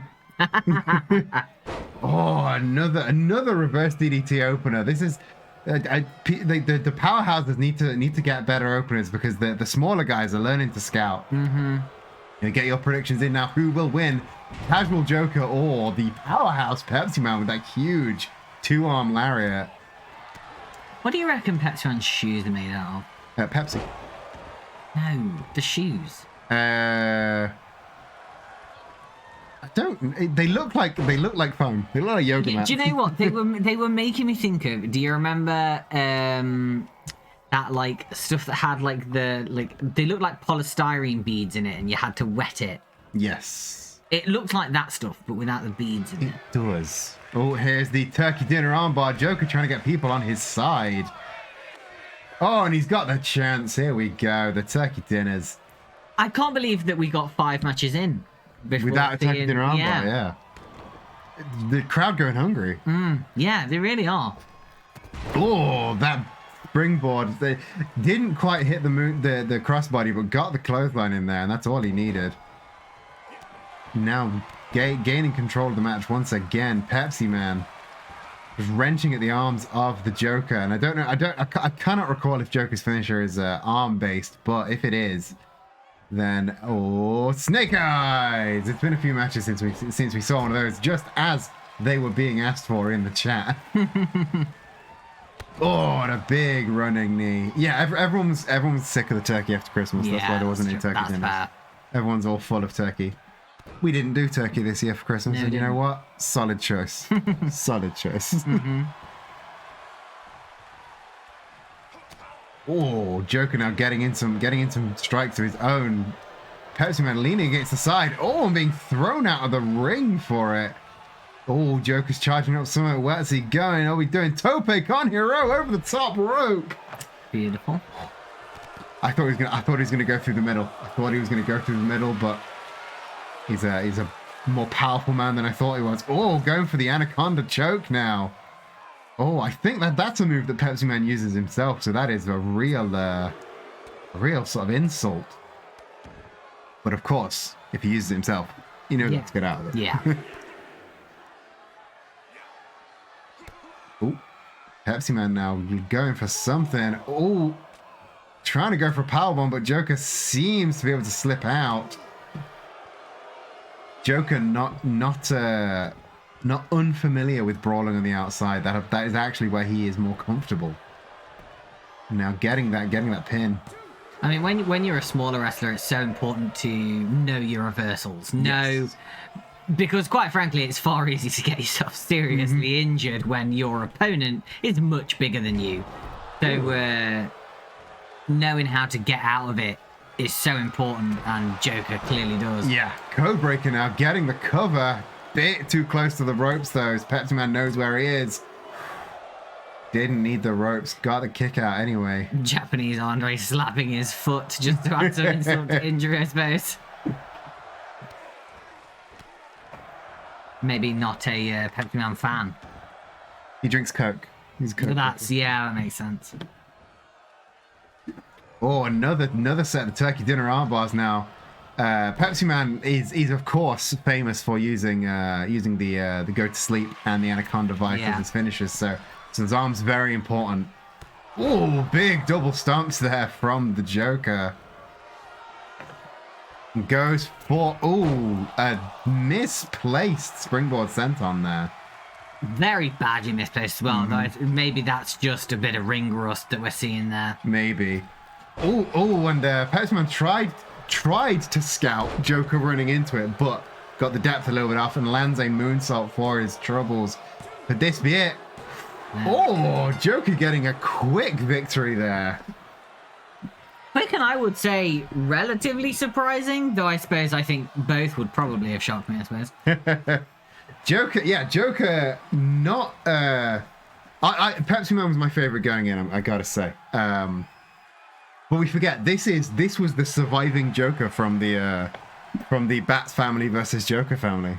Yeah. So this is the most powerful of the Jokers, and Pepsi Man not happy with this result at all. I think Pepsi Man thought this was going to be his sort of return to maybe the headline scene, but clearly not one that worked. On that, brutal. I mean, yeah, we've had much better. Meltzer was not a fan of that one. That was a bit of a clunker. But the decisive sort of Codebreaker line salt victory, channeling a bit of the Ocho Chris Jericho for the win there. Not one that we can be disappointed with. No.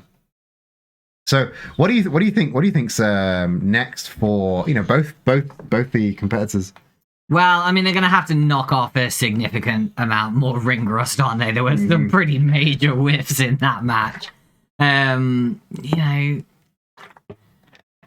don't know what I see going forward for them. Neither of them particularly capture my imagination all that much, and that is such an important facet of being a wrestler, In fact, some could argue it's more important than the actual wrestling skill. Yeah, if you don't have the audience on side, you're not going to ascend up the card. You're not going to get those title shots if you don't have the audience on side. No. And I think these two wrestlers, at one time, I think they did. I think Casual Joker especially had the audience on side, and he's lost it. Yeah. I mean, it's been a little while since we've seen anything from him. It's been a little while since I think he's really put himself out there, if that makes sense. So I suppose we'll see, won't we? We will definitely see. I think there is room for someone like the Joker to come in as sort of a mid-card heel, maybe going into the flip shit division as a heel. I could definitely see a future for him in the flippy shit division. He is quite flippy. Do I necessarily think that he's going in as one of the strongest? No, I do not. As we've said earlier, the flippy shit division has no mid-card. No. Like, you are going in and you are amongst some of the best wrestlers that we've got in Wrestling is Silly. So that would be a difficult push, but not impossible. If he really put himself through the ringer. Yeah, if he tuned up a bit, because right now he would be the flip shit division mid card. Yes, but he can't fight himself. Yeah, he cannot fight himself, sadly. And I think Pepsi Man as well. I think there's room for a bit of a scrappier, less big moves, more fundamentals like Pepsi Man is in the division, but I think he's suffering from a little bit of a overratedness at the minute. I think he thinks he's already proved himself. Yeah. I don't think he thinks he has to try anymore. And that's such a killer for wrestlers, isn't it? If they basically think that they're too big, too big for the fans, This is definitely not thinly veiled criticism at a certain other Pepsi Man. No, we would never. Thinly veiled. No. But I think Pepsi Man needs to find out where he wants to be, and he needs to set himself a decent goal. Yeah, because otherwise he ain't gonna. Otherwise he's just gonna flounder, and he floundered then, and he's gonna carry on floundering. Yeah, I mean, it's a shame, isn't it, really? Because, like you said, he did have the fans on side at one point. But, I mean, fans want to be entertained, and if you aren't entertaining anymore, sorry, they're not going to stick around. To quote the best in the world, wrestling audiences are fickle. Yeah. Fickle. Yeah, I mean, they are, but I also think that that's what keeps it so entertaining. Yeah. It's part of the fun. It's part of the fun. Yeah, it is. He needs to find an opportunity and he needs to grab it. And speaking of people that found an opportunity and fucking grabbed it, Yep. we're going to the tag division. We're having another straight up tag match. For some reason, these aren't tornado tags. The game did a glitch again. Did the game do a glitch or did you just not? The game did a glitch. I promise. It wasn't me. Okay. Mask versus mask. Pepsi Man versus Blobby. Blobby doesn't wear a mask. I don't know what you're talking about. I've been up close to that man. That's not a mask. Gross. We are going back to the tag division. We are having another tag bout. The Fight Boyfriends. Wrestling Silly Tag Team Champions. Yes. And do you want to say anything else about the Fight Boyfriends? I don't know why you would think I would want to. I think maybe you might appreciate them a little. Yeah. But I'll also get accused of bias. You like them a normal amount. Yes, a perfectly normal amount. I say, standing in front of the gates of Camaracho in a replica of Majima's outfit. So, Wrestling is Silly Tag Team Champions. The Fight Boyfriends have picked a fight with the biggest tag team they could find. It was probably Majima. Yeah, I'm gonna 100% agree with you there. It usually is. This was a Majima decision. I wouldn't even call it a decision. He probably just bumped into them and was like, "Fight me."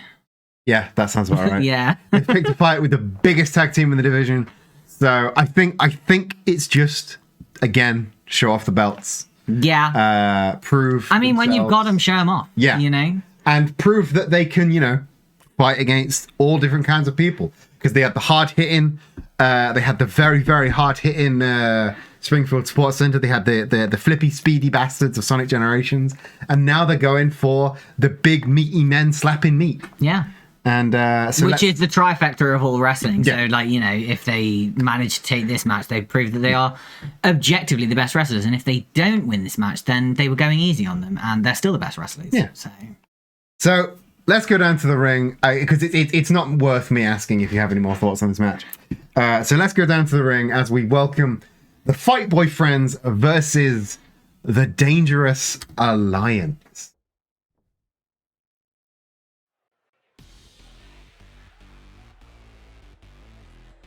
Objectively the best entrance theme as well. Just want to It is bang.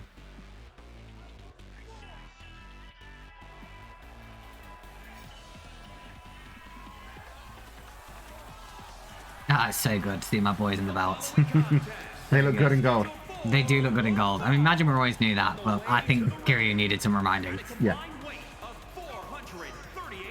No, oh no, I'm back in the FBF as much as I prediction will be opened as the entrance is closed. So, who do you want to back? Is it the champions, the Fight Boyfriends, with the president of the appreciation say here on the desk? Yeah, that was almost words. Or you got there in the end. The Dangerous Alliance, the biggest, beefiest team in the division. I love those awkward slinger guns. Yeah. The awkward finger guns and Kiryu are perfect. I mean, they're just so bang on. They're so in character. Yeah.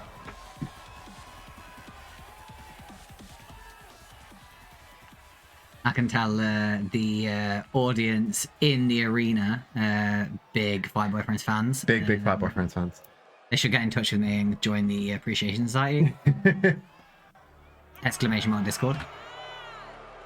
Oh, and the thunderous boos for the Dangerous Alliance. I mean, they're just objectively not as good, so that's worth booing. They are again one of the sort of mid-card teams. Awful creatures, horrible faces. Not a fan of the faces. No, especially Donkey Kong, yeah. Yeah, Mr. DK. More like Donkey Kong. It looks like he's had work done and it's not gone well. Yeah. What is the subscription for the Fight with Friends Appreciation Society membership? Free. It's welcome for all. Yeah. If you want to join, just at Zach in the Discord, and we'll get you. I've got a role, but it's not long enough. I had to shorten it because it was. I tried to make it Fight Boy Friends Appreciation Society fan club president, and it was like, no, you can't have that. So I just had to keep shortening it. If you're the Fight Your Friends Appreciation Society fan club president, No, shut up. Okay, I misspoke. I can't remember. I think I started with Appreciation Society, and then that was too long, so I changed it to fan club. And then that was still too long, so then I had to shorten it to just Prez. Prez. The old Prez. So Kiryu and Donkey Kong starting the match. Oh, Kiryu getting some big blows in that big uppercut. Oh, but DK conging up a bit to get in the return fire. Oh, big springboard DDT from Kiryu. He is not messing around today. He is not fucking around. He is the champion, and he is out here to prove exactly why. Donkey Kong, though, not a man not a monkey you can just muscle around. And of course, Kiryu not. This isn't the first time he's had to fight an animal. No. He famously fought a tiger once. He fought. Yes, just the one, I think. And Majima's brother has fought multiple bears. Yes. Oh, they're going up to the top rope. What have they got planned now? I think he only fought one bear. Oh. Barehanded. Oh, big Tower of Doom. Massive spot there from the Fight Boyfriends. And a powerbomb assisted suplex off the top rope, and they're just watching Donkey Kong struggle to make that tag. You gotta appreciate they let him make the tag. Yeah, they let him make the tag. that was some good sportsmanship on their part. They could have made him suffer. They could have just gotten the pin there. But these guys like to fight. They're the Fight Boyfriends, not the get it over with like we're double parked boyfriends. Oh, and a big Manhattan drop right on the yam bag. Oh, and now guillotined off the top rope. You can't just say yam bag and expect me to not laugh. Jesus. Just taking notes from the best one to ever do it, Taz.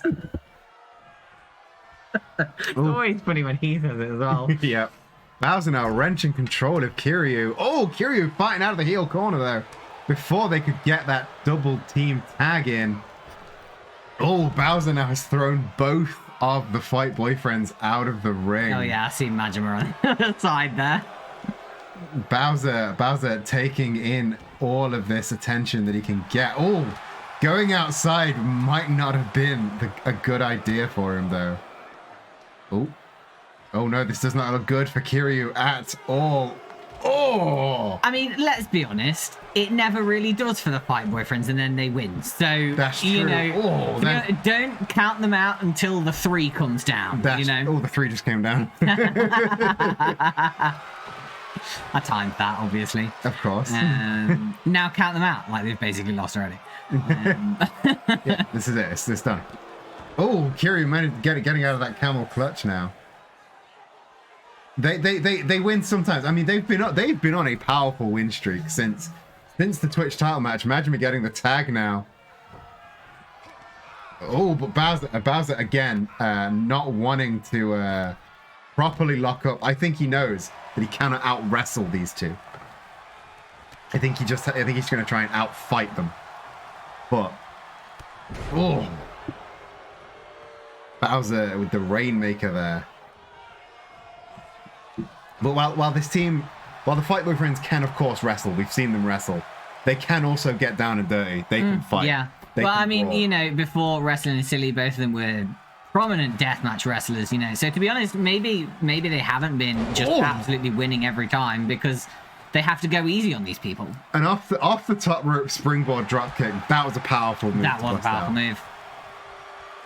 Yeah, these two were accomplished deathmatch wrestlers down in Japan. Donkey Kong though with the big planting Majima into the ground, getting the pin, just a 2 count there. Fight Boyfriends do also get down and dirty in all of the ways. usually one then t'other, I gotta say. Yeah.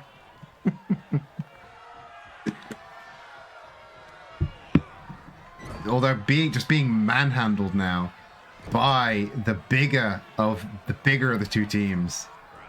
I'm not entirely unconvinced they aren't into it, to be totally honest.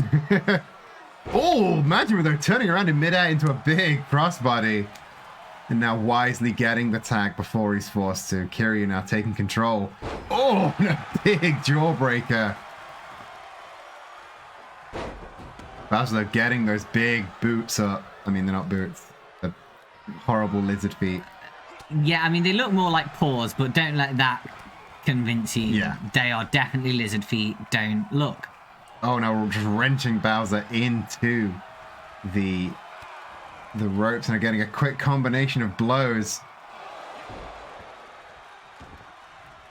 Again, a lot of quick tags from the Fight Boy friends. They're Yeah. Well, you see, the thing is, I think because they both love fighting so much, you know, neither of them want to be out of the ring for all that long. Especially not Majima. Majima gets very grouchy if he's not in the ring for a certain amount of time.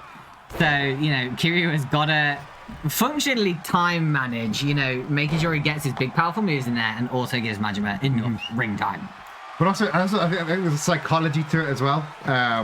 With obviously the Dangerous Alliance being a lot physically bigger than the Fight Boy friends, it takes two of them to keep one of them down. Yeah. So they've got to keep with the quick tags, keep continuously and as you can see, Kiryu out on the outside, keeping DK busy right now. And as I think Majima is ready to try and lock in that. Oh, Bowser gets the elbow up as I think he was going for the chokehold.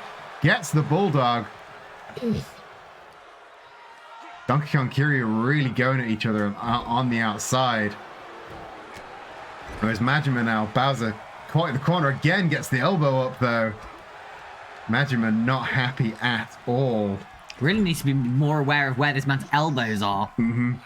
They're big enough to see. Donkey Kong manages to get back to his corner though. Just in time for Bowser to try and I think get that tag. Oh, this does not look good for Majima, I gotta say. Oh, big bear hug. Oh, Majima managing to beat his way out of that monkey hug. And yes, he did just hear a little Booker whine. Yeah, he's in a real mood at the minute. Oh, gets the cover. Just a 1 count though. Majima not being held down at all. Oh no! Oh Jesus! It's the jungle vine. Oh, Majima not having any of that either. Majima not playing ball with. Yeah, Dangerous Knight's playing a really good game, cutting the ring in half, effectively making this a handicap match. But I think Majima's just opened that door, ducks the clothesline, hits the ring, and the big lariat, turning the monkey inside out. Managing to get the tag out to Kiryu. Goes up. Oh, and a big Orihara moonsault. Always nice to see the bigger powerhouse wrestlers getting that flippy shit when they can. Oh, no, but being planted to the ground by DK. I think he whiffed that drop kick, and that was a rough place. Put Donkey Kong in a very big advantageous state. Oh, but a surprise sort of roundhouse kick, planting the sole of his boot right into Bowser. Oh no, they took my advice from earlier. You've got up to 5. Yeah, they're using their 5 count. Oh no! Oh, it's big clothesline into the corner there. Oh, but Kiryu not backing down. He gets those boots up. But what's he got? Oh, a mega driver! Beautiful. Goes beast mode for the Mega Driver, gets the pin. Bowser nowhere to be seen. Just a 2 count there. What's going on with Bowser? I think he was neutralized by Majima on the outside. Yes. Oh, goes for another Mega Driver, 2 in a row. Well, you know, if it doesn't work first time, do it again. Go if Beast Mode 1 doesn't work, go Beast Mode again. Again gets the pin. Bowser back in the ring by this time though, manages to break it up. Oh, eats a pound of strikes from Kiryu. Manages to bust Bowser open. Is he going to take on both these monsters? Kiryu really annoyed that Bowser was even in the ring. Huge headbutt. Though, you know, as we know, Kiryu is more of a lover of the rules. Yes, Kiryu loves the sport of fighting rather than the brutality. Yeah. And here we have the brutality over the rules. Oh, great for the cover. Majima will get the win whenever he can. Oh, standing shooting star press. Bowser just again not doing anything with his countdown, but just using it. Yeah. I mean, just getting into the ring does divert attention, and that can be enough. You don't necessarily need to do anything. Oh, big elbow up there from Majima, trying to break out of that corner. He knows this is dangerous place to be. Big chokeslam backbreaker. Needs to roll. Bowser now the legal man. Oh, and a big elbow drop. We've seen Abe use those quite a lot, and now Bowser is no. Come on. Don't want to see that man on the top rope. Roll. Majima, roll. Jesus. Oh no, he wants him on his feet. What could this be? Oh no. Oh, it's not good. Oh, big double axe handle. Oh, he's got the arm. What's he get? Oh, just dumping at that hand. And now gets the cover. Kiryu staying on the side. Do you think that was? Do you think he just had faith in Majima to kick out? I think it's that, and I also think that he's not a huge fan of getting in the ring when it's not his turn. You know, I do think he gets a bit anxious about breaking the rules a little bit. Air raid crash neck breaker though. Oh, Majima managing to bust out quite early. Maybe he's seeing a second wind here. Oh, the big exploder suplex though. I think Majima needs to get the tag and fast. Yeah, he does. But Dangerous Alliance are doing a really fantastic job keeping the Fight Ball friends apart. Jawbreaker though. Jawbreaker's ducks the kick there. Oh no. This does not look good. Going for that Bowser's edge. Oh, planting him onto the ground. This does not look good for Majima at all. Kiryu there to break up the pin though. Bowser straight in with the choke though. And now Kiryu managing to slip out, getting the reverse DDT. We see that all too often. Come on, Majima. He's going to need to get a move on. Tag. Oh, he's getting up. He's trying to get to his feet, but Donkey Kong's there. Oh, he's up in another. Oh, he rolls through. Sunset flip. Sunset flip. He's got those deep hooks in. Oh, just a one count, but it gets him the momentum he needs. Come on, go on. You got to get that tag, man. You've got to get that tag. Yeah, unfortunately, Majima isn't well known for knowing what his limits are. No, that is true. I saw he did try and lock in that choke again, but Donkey Kong with the elbow up. A lot of reversals, a lot of back and forth right now between these two men. There we go. Taken to the corner. Is he going to get the tag? Yeah, there we go. Get in the tag. Oh, quick kick to the gut. And we see another Beast Mode Omega Driver getting the pin right in the face corner. Oh, wrong side, wrong angle for Majima to try and get the guard though. And Bowser coming in. Oh, Kiryu perhaps trying to keep Bowser in for the count for a DQ, maybe? Oh, I'm not sure I agree. Oh, that tag was not wise. Not. Oh, again, he tried to go for the choke, but the elbow was up. And turns DK's finisher into an arm drag, gets the cover. Bit close to the rope. Bowser nowhere to be seen. Oh, there he is. When he was. Yeah. The problem with getting the cover in your corner, you know, is when your opponent jumps in, they are then stuck behind you. Yeah. Oh no! Oh no! The dribble vine is locked in. Oh come no. on, Kiryu, man! Do something! No! Majima tapped out.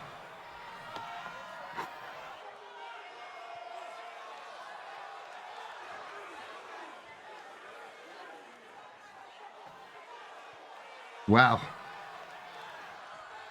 That was not the outcome I think anyone expected to see.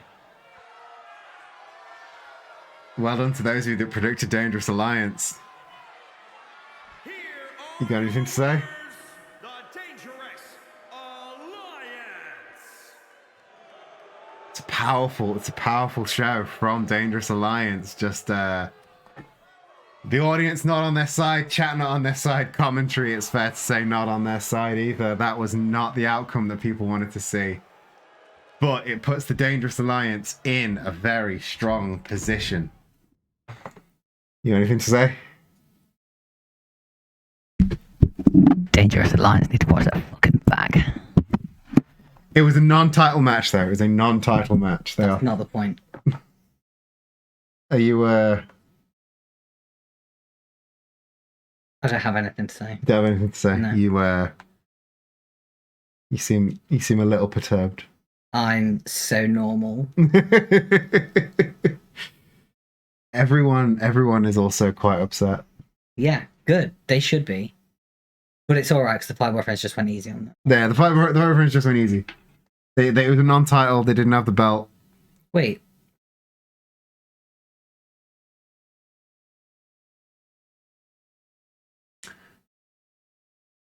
Yeah, that shouldn't be that.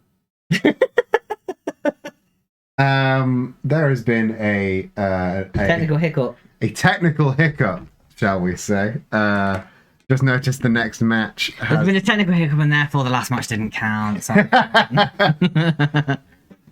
There has been a technical hiccup, and I've just noticed the next match has the wrong person booked. So we're gonna have to pad for time while this match. Oh, loads. excellent! I love padding for time, And I can especially skip after it. the match that we've literally Yeah. just had. Why would the universe has converged to upset me? Yeah, That's what's occurred. yeah. Because the wrong person has entered for this match. So you are full on turbed. I'm so turbed. You are turbed. I don't know what that means, but you are it. So excuse me while I frantically press buttons and try. It's like perturbed, but apparently per means partial. That makes sense. I suppose. Makes sense. Yeah. So therefore, full turbed is You are in more fact, of you that. are in fact full turbed. Yeah. Can you not escape? Bear with me while I fix the production error that has happened. Yeah. This episode of Wrestling City taking place from Bizarro World. Yeah. Where tag matches happen and the champion loses. Yeah. Should have been to be fair, they're not used to traditional tag format. They're used to a tornado tag format. Yeah, that is true, and that's what Aiyekara and Chaz just said as well. So Fight Boyfriends they're used to death matches and tornado tags. They're not used to things like, hold the tag rope one in at a time. It's a stupid rule that nobody needs to abide by. I mean, it's why mostly at Wrestling is Silly we don't use it. Yeah, I mean, it was an error of booking on somebody's part, not mine. Can't be mine. No, it would never be yours. I mean, it's not like anybody else does the job around here. Yeah, no, you've got a whole team behind the scenes. Behind the scenes team. We do have a whole. In fact, have a whole team. Yeah. Do you have anything to say about Dangerous Alliance? I hate them, and I would Like trick them into a stew and boil them. You would put them in a stew and boil them. That is harsh words. That is some harsh words. Perfectly normal words. Oh yeah, of course. For what they've just done. Perfectly normal words.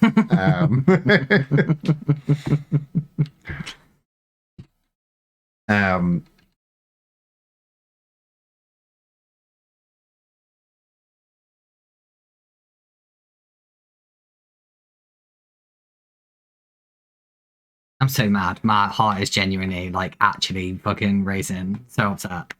You're gonna make turtle soup out of that? Yeah, I am. I mean, it would probably be mock turtle soup, right? To make a mockery of him? Well, no, like mock turtle. I mean, yes. No, I got you. I need to go for another. No, you can't leave me to pad for time after that. I need time to be quiet and stew. Chunt for a bit. It's fine. I need to go for a quick wee. No. God, the problem with these shows is you have to drink so much water because you're talking all the time, but then it just makes you need to pee all the time. Sorry, just peeling back the curtain in a way nobody wanted to hear. But that's what you get when you have to ask me to pad for time. I can barely pad for time when I'm with someone else and making conversation. And here I am, just fucking... The dog is finally shut up. I know some people heard some whining earlier. He has been a real pain in the ass. Maybe he knew what was going to happen with the fight boyfriends and he was trying to warn me to get ready, because they do say that dogs, like, they can tell your emotions, right? So maybe he knew, he could feel that I was getting anxious at the end of that match. I mean, actually, not that I was, thought he was still going to come back, but, you know, as it happens, they saw fit to go easy on Dangerous Alliance. They went easy on them, of course. Yeah, so, I mean, the fight boyfriends may have forgiven them, but I have not. Am I? And I never will. Am I being described as having a piss skill issue? Yes, you are. I gotta drink a lot of water to talk this much. That's what I said. And then I piss a lot. Yeah. Sorry, I'm dangerously hydrated. Dangerous. Like an alliance. Like an alliance. If only we could have literally stopped streaming right then. So should we talk about our next match? Yeah, sure.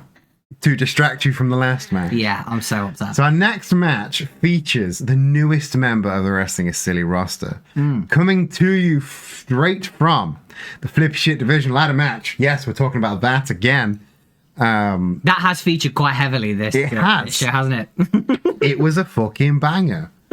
And our newest member of the roster was the surprise wild card, Miles Morales, Spider-Man. We have a Spider-Man in Wrestling is Silly once again. We have had a few of those, have we not? We have a two. I mean, that's a lot. That's two more than your average wrestling show. Yeah, exactly. So, that's a lot. And facing him is a man who 6 months ago was a surprise powerhouse in the Summertime Silliness Royal Rumble. And since then has, again, kind of faded into obscurity, but turning invisible is kind of his thing. Yes, I suppose that is in his nature, isn't it, really? He's not one that necessarily is a spotlight chaser. No, going invisible kind of his thing. So maybe he's now ready to emerge and get a stream of kills as members of his class are wont to do. So this next match, our penultimate match tonight on Wrestling is Silly, Miles Morales takes on the Red Spy. Let's go down to the ring.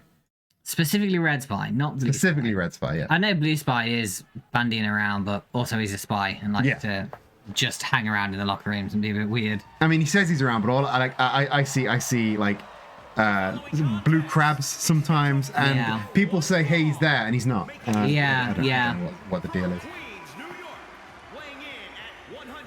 He's probably the one that's responsible when you think you've had a conversation with someone in the locker room and then they don't remember it. Yeah. Or they're like, "Oh, I definitely told you about this match," and then you're like, "No, you didn't." Yeah, they're like, "Yeah, that must be Blue Spy." Yeah. In fact, maybe all of the incorrect bookings are him as well. Like, he's the one just causing He's showing chaos. up instead. Yeah. That would make sense. That would make sense. And his opponent from Paris, France, weighing in at 239 pounds, Smooth Operator.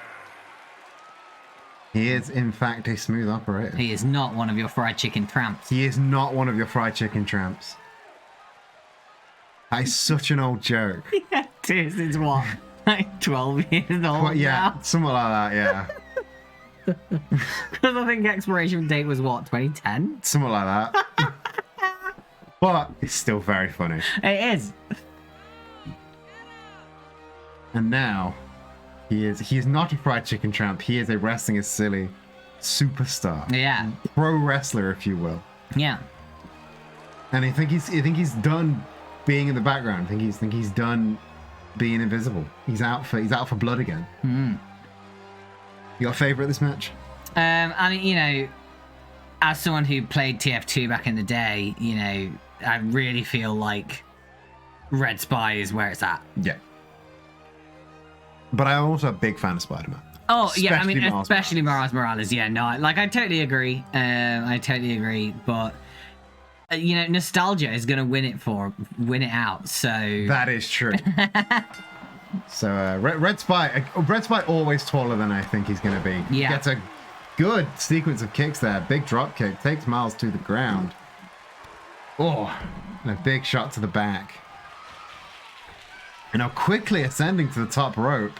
And we know Spider-Man, obviously from the flip sheet division, not afraid of going to the top rope himself. So maybe Spy trying to play Spider-Man's game. I mean, disguising as himself as other people is right in his wheelhouse. So he's a very adaptable fighter. Oh. Big pendulum DDT there. I thought he was in trouble for a second there. Really impressive stuff from such a young wrestler as well, Very young, very green. Oh, big, huge drop kick. And that was very impressive. That was impressive. Don't know what to call it, but I loved seeing it. Something of a wrestling prodigy, isn't he? Mm-hmm. He's definitely built for it. I think we're going to see great things from him going forward. Agreed. He's only going to go up. He could be a contender for, I would say, any belt that we have going. Yes. Oh, tried to go for that Casadora Bulldog, but got pushed off at the last second by the Red Spy. Once again, going for another one of these big pendulum DDTs. Oh, Spy was not strong enough to just push him that little bit more, but only a 2 count. Gets him up to his feet. Quick kicks. Again, targeting kind of everywhere at the minute. I think because I don't think any of us quite know. Oh, Code Red! Lovely. Miles is not fucking around today. He is. Bringing his A game. Bringing his A game. Mm-hmm. Oh, we're going for another one straight away. Another Code Red. 2 Code Reds, 2 Pendulum DDTs. He's playing the hits. And he wants this over with. I mean, maybe he just thinks it's funny to do a Code Red on Red Spy. I mean, it is objectively funny. Yeah, I mean, he's a young man. Humor will motivate most of what he does. That is true. Oh, where's he going? Over to the ropes. Oh, big swinging neck breaker there. Over to the side of the rope. He wants Spy over to the ropes. Oh, Spice had that one scouted, I think. But just a raking across the face with the leg. Oh, brutal elbows there from Red Spy. Gets the single underhook. Oh, quick suplex. Oh. Oh, and a spear out of nowhere. Can Spy... Can he... Ooh, going for the armbar instead of the pin. I would have gone for a cover out of that. Yeah, I think I would as well. I mean, sometimes you just can't beat a spear. Yeah, I mean, you can bust it out of nowhere and it gets the guy to the ground, knocks all of the wind out of him. There's a reason some of the greats use it. Of course, Edge, Trent Beretta, some guy called Roman. All big spear users. Sean Spears? I actually don't think Sean Spears does a spear. Ricky Stark's best spear user. Oh, here we go. He's going for something. Runs against the ropes, and here we... Ooh, that was not what I expected to see. Dropkick to the back of the head.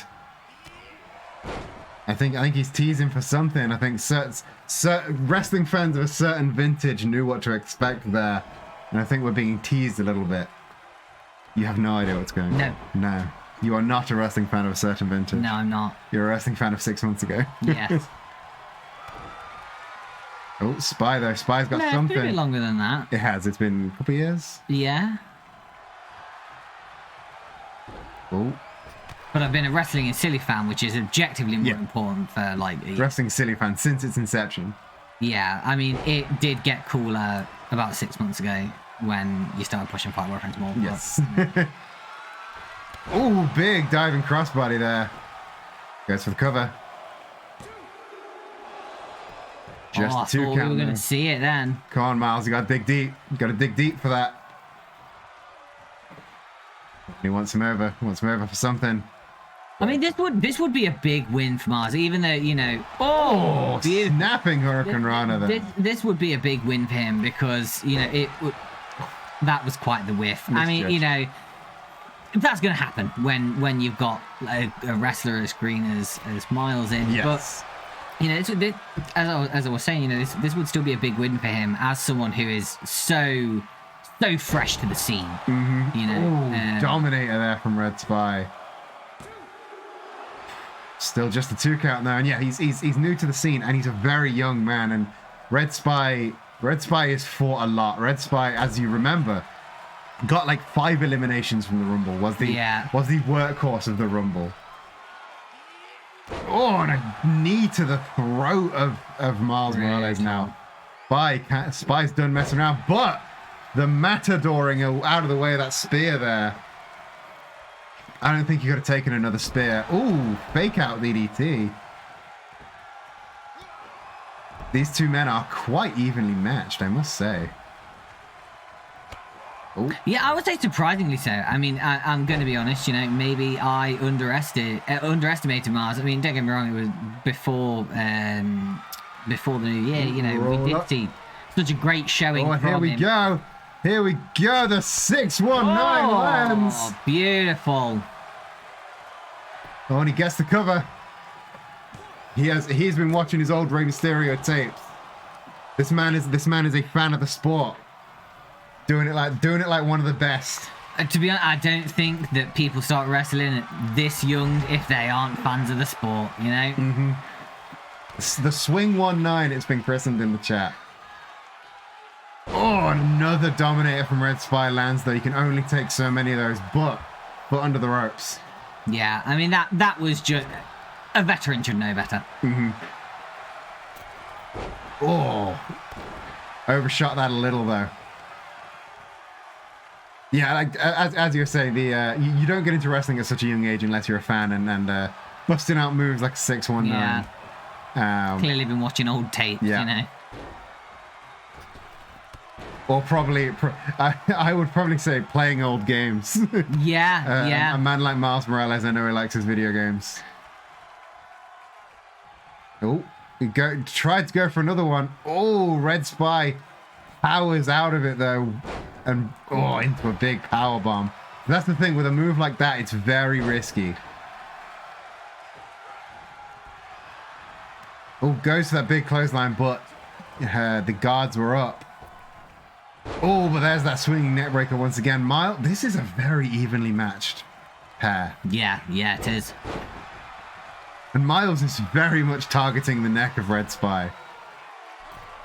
Oh, the double foot stomps land. Gets the cover, center of the ring.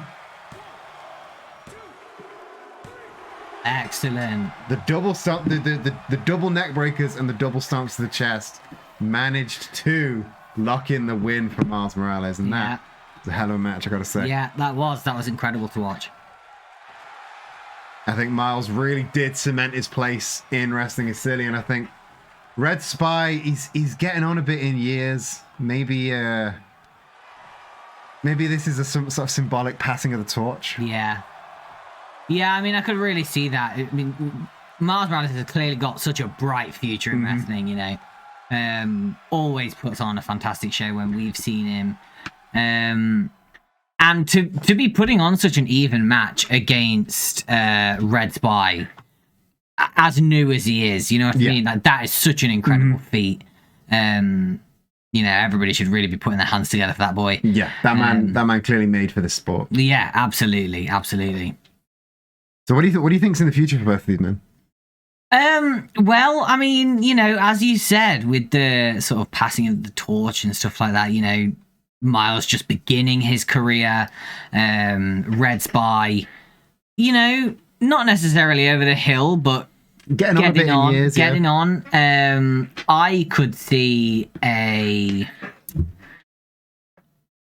not necessarily a team up between them, but sort of a mentorship or something like that, as we saw they shook hands at the end. There was mutual respect there, and Miles seems like a sensible young man. And I think he'll be looking to get help from wherever he can. So, maybe we'll see more of them two interacting together, maybe. I think Red Spy again, getting on a bit and not had an easy career. Outside of the ring, I think he's one of the few people that has a career outside of the ring that is more dangerous than his in-ring career. Yeah. He's been through a lot of lives. No joke. And I think he is trying to sort of maybe wind down his in-ring career. So trying to I've seen him in the crowd, like not just watching, not just then, like obviously respects the younger competitors, but I've seen him in the crowd for other people's matches. Yeah. Like the other younger competitors. We have people like Mac and Cheese Man, people like the Sonic. He's really into Sonic Generations. Yeah. I think he's trying to maybe move into that sort of mentorship role. It's always nice to see the older, more seasoned wrestlers that clearly still love the sport, despite the fact they've seen it from the locker rooms, they've seen it warts and all, and they're still out there in the crowds cheering on other wrestlers. It's fantastic. I always love seeing it. And speaking of things you love seeing, oh yeah, this match has exactly 0 of that. Because can we get Red Spy to run the performance center? We'll try and we might see if we can get Red Spy in charge of scouting new talent. He's very good at blending into the crowd. Speaking of things you love to see, this match has exactly none of that. Because we ran a poll in the Discord for who should take on Mr. M in our returning to 2023, in our returning show, our first of 2023 show. We wanted a Twitch title match. And who did you guys pick? Winnie the goddamn Pooh. I mean, I can kind of get it because, Mr. M has been sat in that Twitch title for so long. Maybe it's worth it to risk the Pooh surge, risk a Winnie the Pooh champion to finally see the back of Mr. M. That is true. I'm done with this title reign. Yeah, I've been done with this title reign since day one. So I think this is the rare time when I'm supporting Winnie the Pooh. Yeah. Any more words on the match before we go down to our headline event? I think we just need to let him go. Do you want to say the Mark Henry thing? I don't remember what the Mark Henry thing is. Well, it looks like there's been enough talk. Oh yeah, and it's time for the main event. Let's go down to the ring for the last time tonight. You couldn't possibly have picked someone with a more opposing voice. I mean, yeah. To me. You and Mark Henry are just so similar, you see. Yeah, I mean, nobody would be able to tell the difference between us. He is the strongest man in the world, sexual chocolate, and you are exactly the same. The following contest is scheduled for one fall. He did go by sexual chocolate for a while. Did he actually? Yeah, it was. It was a bad time. I remember we were talking about. We were joking around in my wrestling class, and Ben, who is our big powerhouse guy, said he wanted to be the white Mark Henry, and he said he wanted to be sexual white chocolate. Oh my god! So I responded, no, sexual Milky Bar. So he's sexual Milky Bar now. Oh yeah, I'm thinking Milky Ways. I was like, wait, that still doesn't work. That's still Milky Way. He's not the sexual Milky Way. So yeah, Mr. M losing to Pooh Bear is what Mr. M deserves. I think he deserves this title reign to go down in tatters. And I think Winnie the Pooh can make that happen.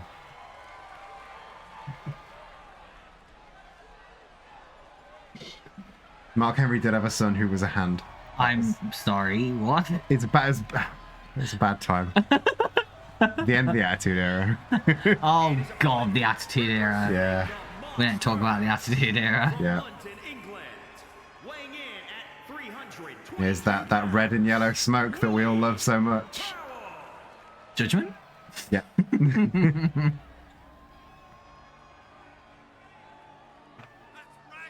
Still, every time, I always know it's Winnie the Pooh that's going to come out, but I am always a little bit sad that it's not Yagami that comes out. It's fine. Maybe one day. Oh my god, could you imagine? I would scream so loud. The house would fall down and the street would happened and fucking Yagami Judgment walked. Yeah. Yagami Judgment. Yagami Judgment. Fucking twat.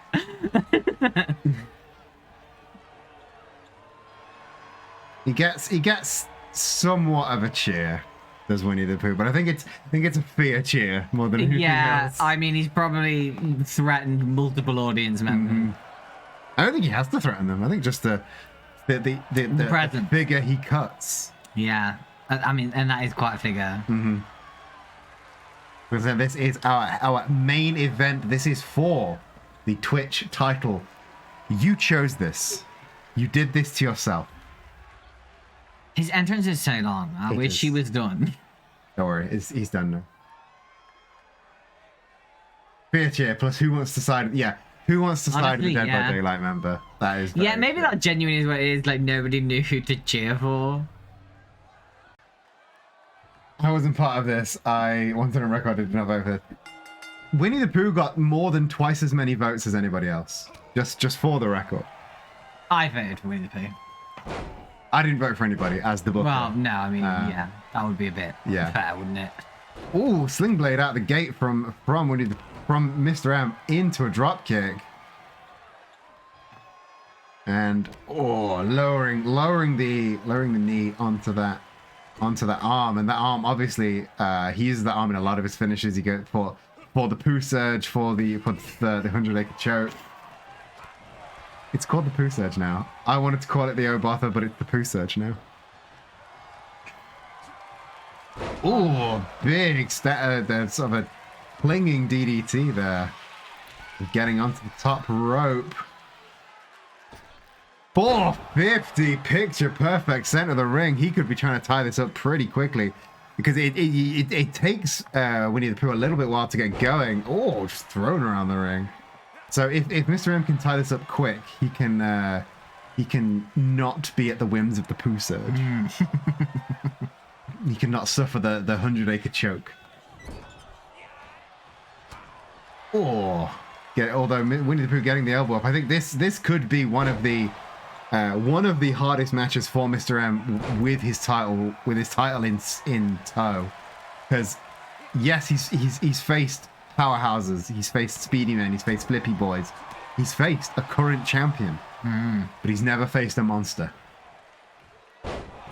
He's never faced somebody who's going to 200 choke slam into the fucking turnbuckle like that. Yeah. That's going to hurt. Yeah, don't matter who you are, that's going to hurt. Yeah. That's the kind of shit that nearly ended Sting's career. Yeah.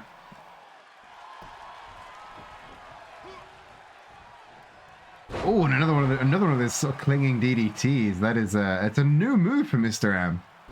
Maybe going to the well, going to the new move well pretty early on in the match does not bode well for him if he's having to dig deep this early on. But gets the cover. Just two count though. I mean, again, like you said, it's in Mr. M's best interests to get this done as fast as possible because as we are starting to see, you know, once you let Pooh get that wind up done, you know, you are in trouble. Yeah, once a big boulder like him gets rolling, it's a very hard boulder to stop. Yeah. Oh, there we go. The 100-acre choke's locked in already. Blimey, that is early. Mm-hmm. Could this be it for the Twitch champion? Oh no, he's managed to muscle his way out. Oh. At the end, you know, he's not been champion this long for no reason. That is true. You know, as much as we hate to admit, he is a formidable foe. Yeah. You know, countless matches against our beloved Luigi. Mm-hmm. You know, and Waluigi. And Waluigi. And Majima famously they put them on Tanga together. It was a hell of a match. That was the start of the upturn for. Yeah, I don't remember. So who's this?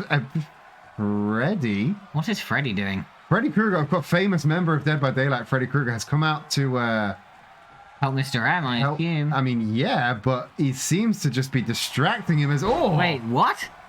Gets a roll up from Winnie the Pooh. Oh, it's just a 2 count, but That's an interesting turn of events here. Freddie opening an opportunity for a pin from Winnie the Pooh. Either unplanned or Mr. M is going to be very angry. Mm-hmm.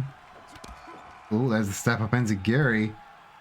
Pooh trying to roll out, but Mr. M stopping him, and a drop kick to the head. And now Mr. M gets the cover. Just a 2 count again. Just 2 count again, and I'm very interested to see. Obviously, we know Dead by Daylight have been like sort of mercenaries for Mr. M for a while now, but we've not heard from them like maybe since Halloween. No, no, I think you're right. Oh, Winnie the Pooh getting. Oh, here we go, Pooh surge. Oh, crosses the arms, gets the pin. Oh, but a little bit too close to the ropes, unfortunately. But I mean, it's still gonna hurt. Yeah. Wasn't a 3 count, but being dropped on your head like that, it hurts. Oh, once again, I think he was going for that walk in the woods, but Mr. M expert. He's not just a hard hitter. He knows his technicals as well. He knows how to reverse that wrist control. Yeah. Just beating him in the corner now. I mean, sometimes you can't be just wailing on someone. Yeah, if it's simple and it works, why bother with anything else? And when you've got the kind of power that Winnie the Pooh has, you know. Mm-hmm. You don't need to resort to anything more. Oh, big sort of flatliner there. You know, just wrenching at the chin again. No need for the 100-acre choke if you can win like this. Just pulling at the back with the knee digging into the small of the back there. That's... And to be honest, his goal probably isn't victory necessarily from those moves, right? Like sometimes, you know, choking hurts and has a longer term impact than just the initial choking. Yeah. It wears you down. It does wear you down, you know, and ultimately that's what you want to do. Oh, that was a very near 3 count. That was near. Those choke slams from Winnie the Pooh, it's a long way down if you get choked by him. Yeah. Oh, Mr. M though. Big suplex there. Gets the cover. Oh, 2.9 count. Blimey. Mr. M's got it. They've both got to dig very deep. Oh, the step of Gary puts him down. Is he looking for down the warp pipe? I think he's looking for it. Oh, here we go. Oh, no. Oh, the Spanish fly. Gets the cover.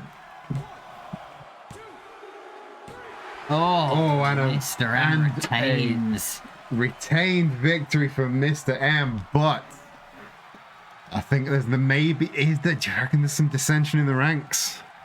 Yeah, well, I mean, you know, there are 2 scenarios with Freddie coming out, right?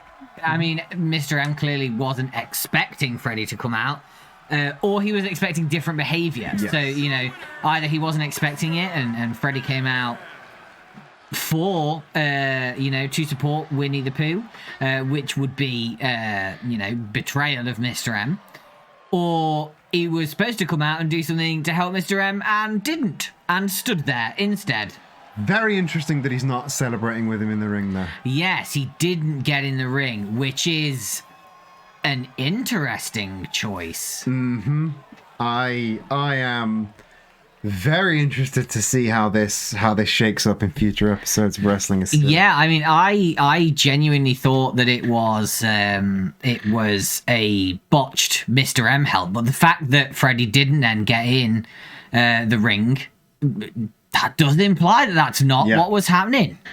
It does have some interesting implications for future episodes of Wrestling is Silly. Yeah. And if you want to see those future implications, you have to follow the channel, subscribe if you're really enjoying it, and you will be back here next week for the next episode of Wrestling is Silly. How did it feel to be our guest commentator? I think you did a fantastic job. Thank you. It was fun. Except the part that I didn't like. Of course, yeah. You can't win them all.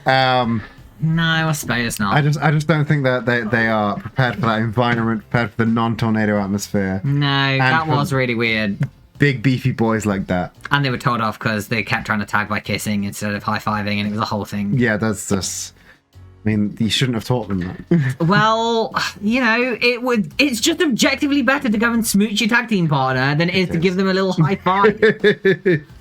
So, But no, we got told off. Stupid. so we will be back. Me and Zach will be back on Monday for probably the final part of Contradiction. Yeah, we're getting late in the night on Contradiction. Very late in the night on that. And me and Woe Matt Berry in the chat will be back next Wednesday if he is feeling better. If not, you may need to step in for another week. Poor chat. If Matt is feeling better, then he will join me here at Commentary for next Wednesday's Wrestling is Silly. And everyone, go check out Matt's channel if you haven't already. I would give Zach a shout out, but one, you don't stream, and two, I'm also just not on anything. I So... don't have a button for you. Yeah, I also just don't have anything to shout out. I don't do social media. So. Yeah, which is the wise call. So I'm gonna look for somebody to raid our lovely people into right now. So Yeah, I'm gonna let the dog out because he's being a whiny he arsehole. really is being an absolute pain in the ass. One last time, everybody, give it up for Zach for joining me here at Commentary. See ya, chat. And it has been one hell of a show. I'm so glad to be back here doing Wrestling is Silly. It's honestly, it's one of my favorite things to stream. I think it is the best thing I've ever streamed. So I'm so glad to be back doing it for y'all. So shall we? Who shall we do a raid into? Do you reckon? I'm thinking we do. Let's go. Ooh, Dev Vampire Prince is playing Smile for me, and I really like Smile for me. So we're gonna raid into Dev Vampire Prince, who, as I said, is currently playing Smile for me, a game that we played. I think we got a pre-release code for that. We played that right when it came out. So let's raid into them, a lovely little vampire VTuber. As you know, here is your raid message, and your next stream is Easy Mondays with Zach and Eden on Monday. If you just stop by, if you just join us in the raid to drop the raid message in, that would be great. You can then dash straight away. But you can follow me on Twitter, join the Franz Island Discord server, and buy our gay little pins at nerdyqueer.com. Until next time, Buccaneer, Bookfar, wherever the book you are, I hope you have a fantastic rest of your day, and I'll see you in the next one. Love you, bye.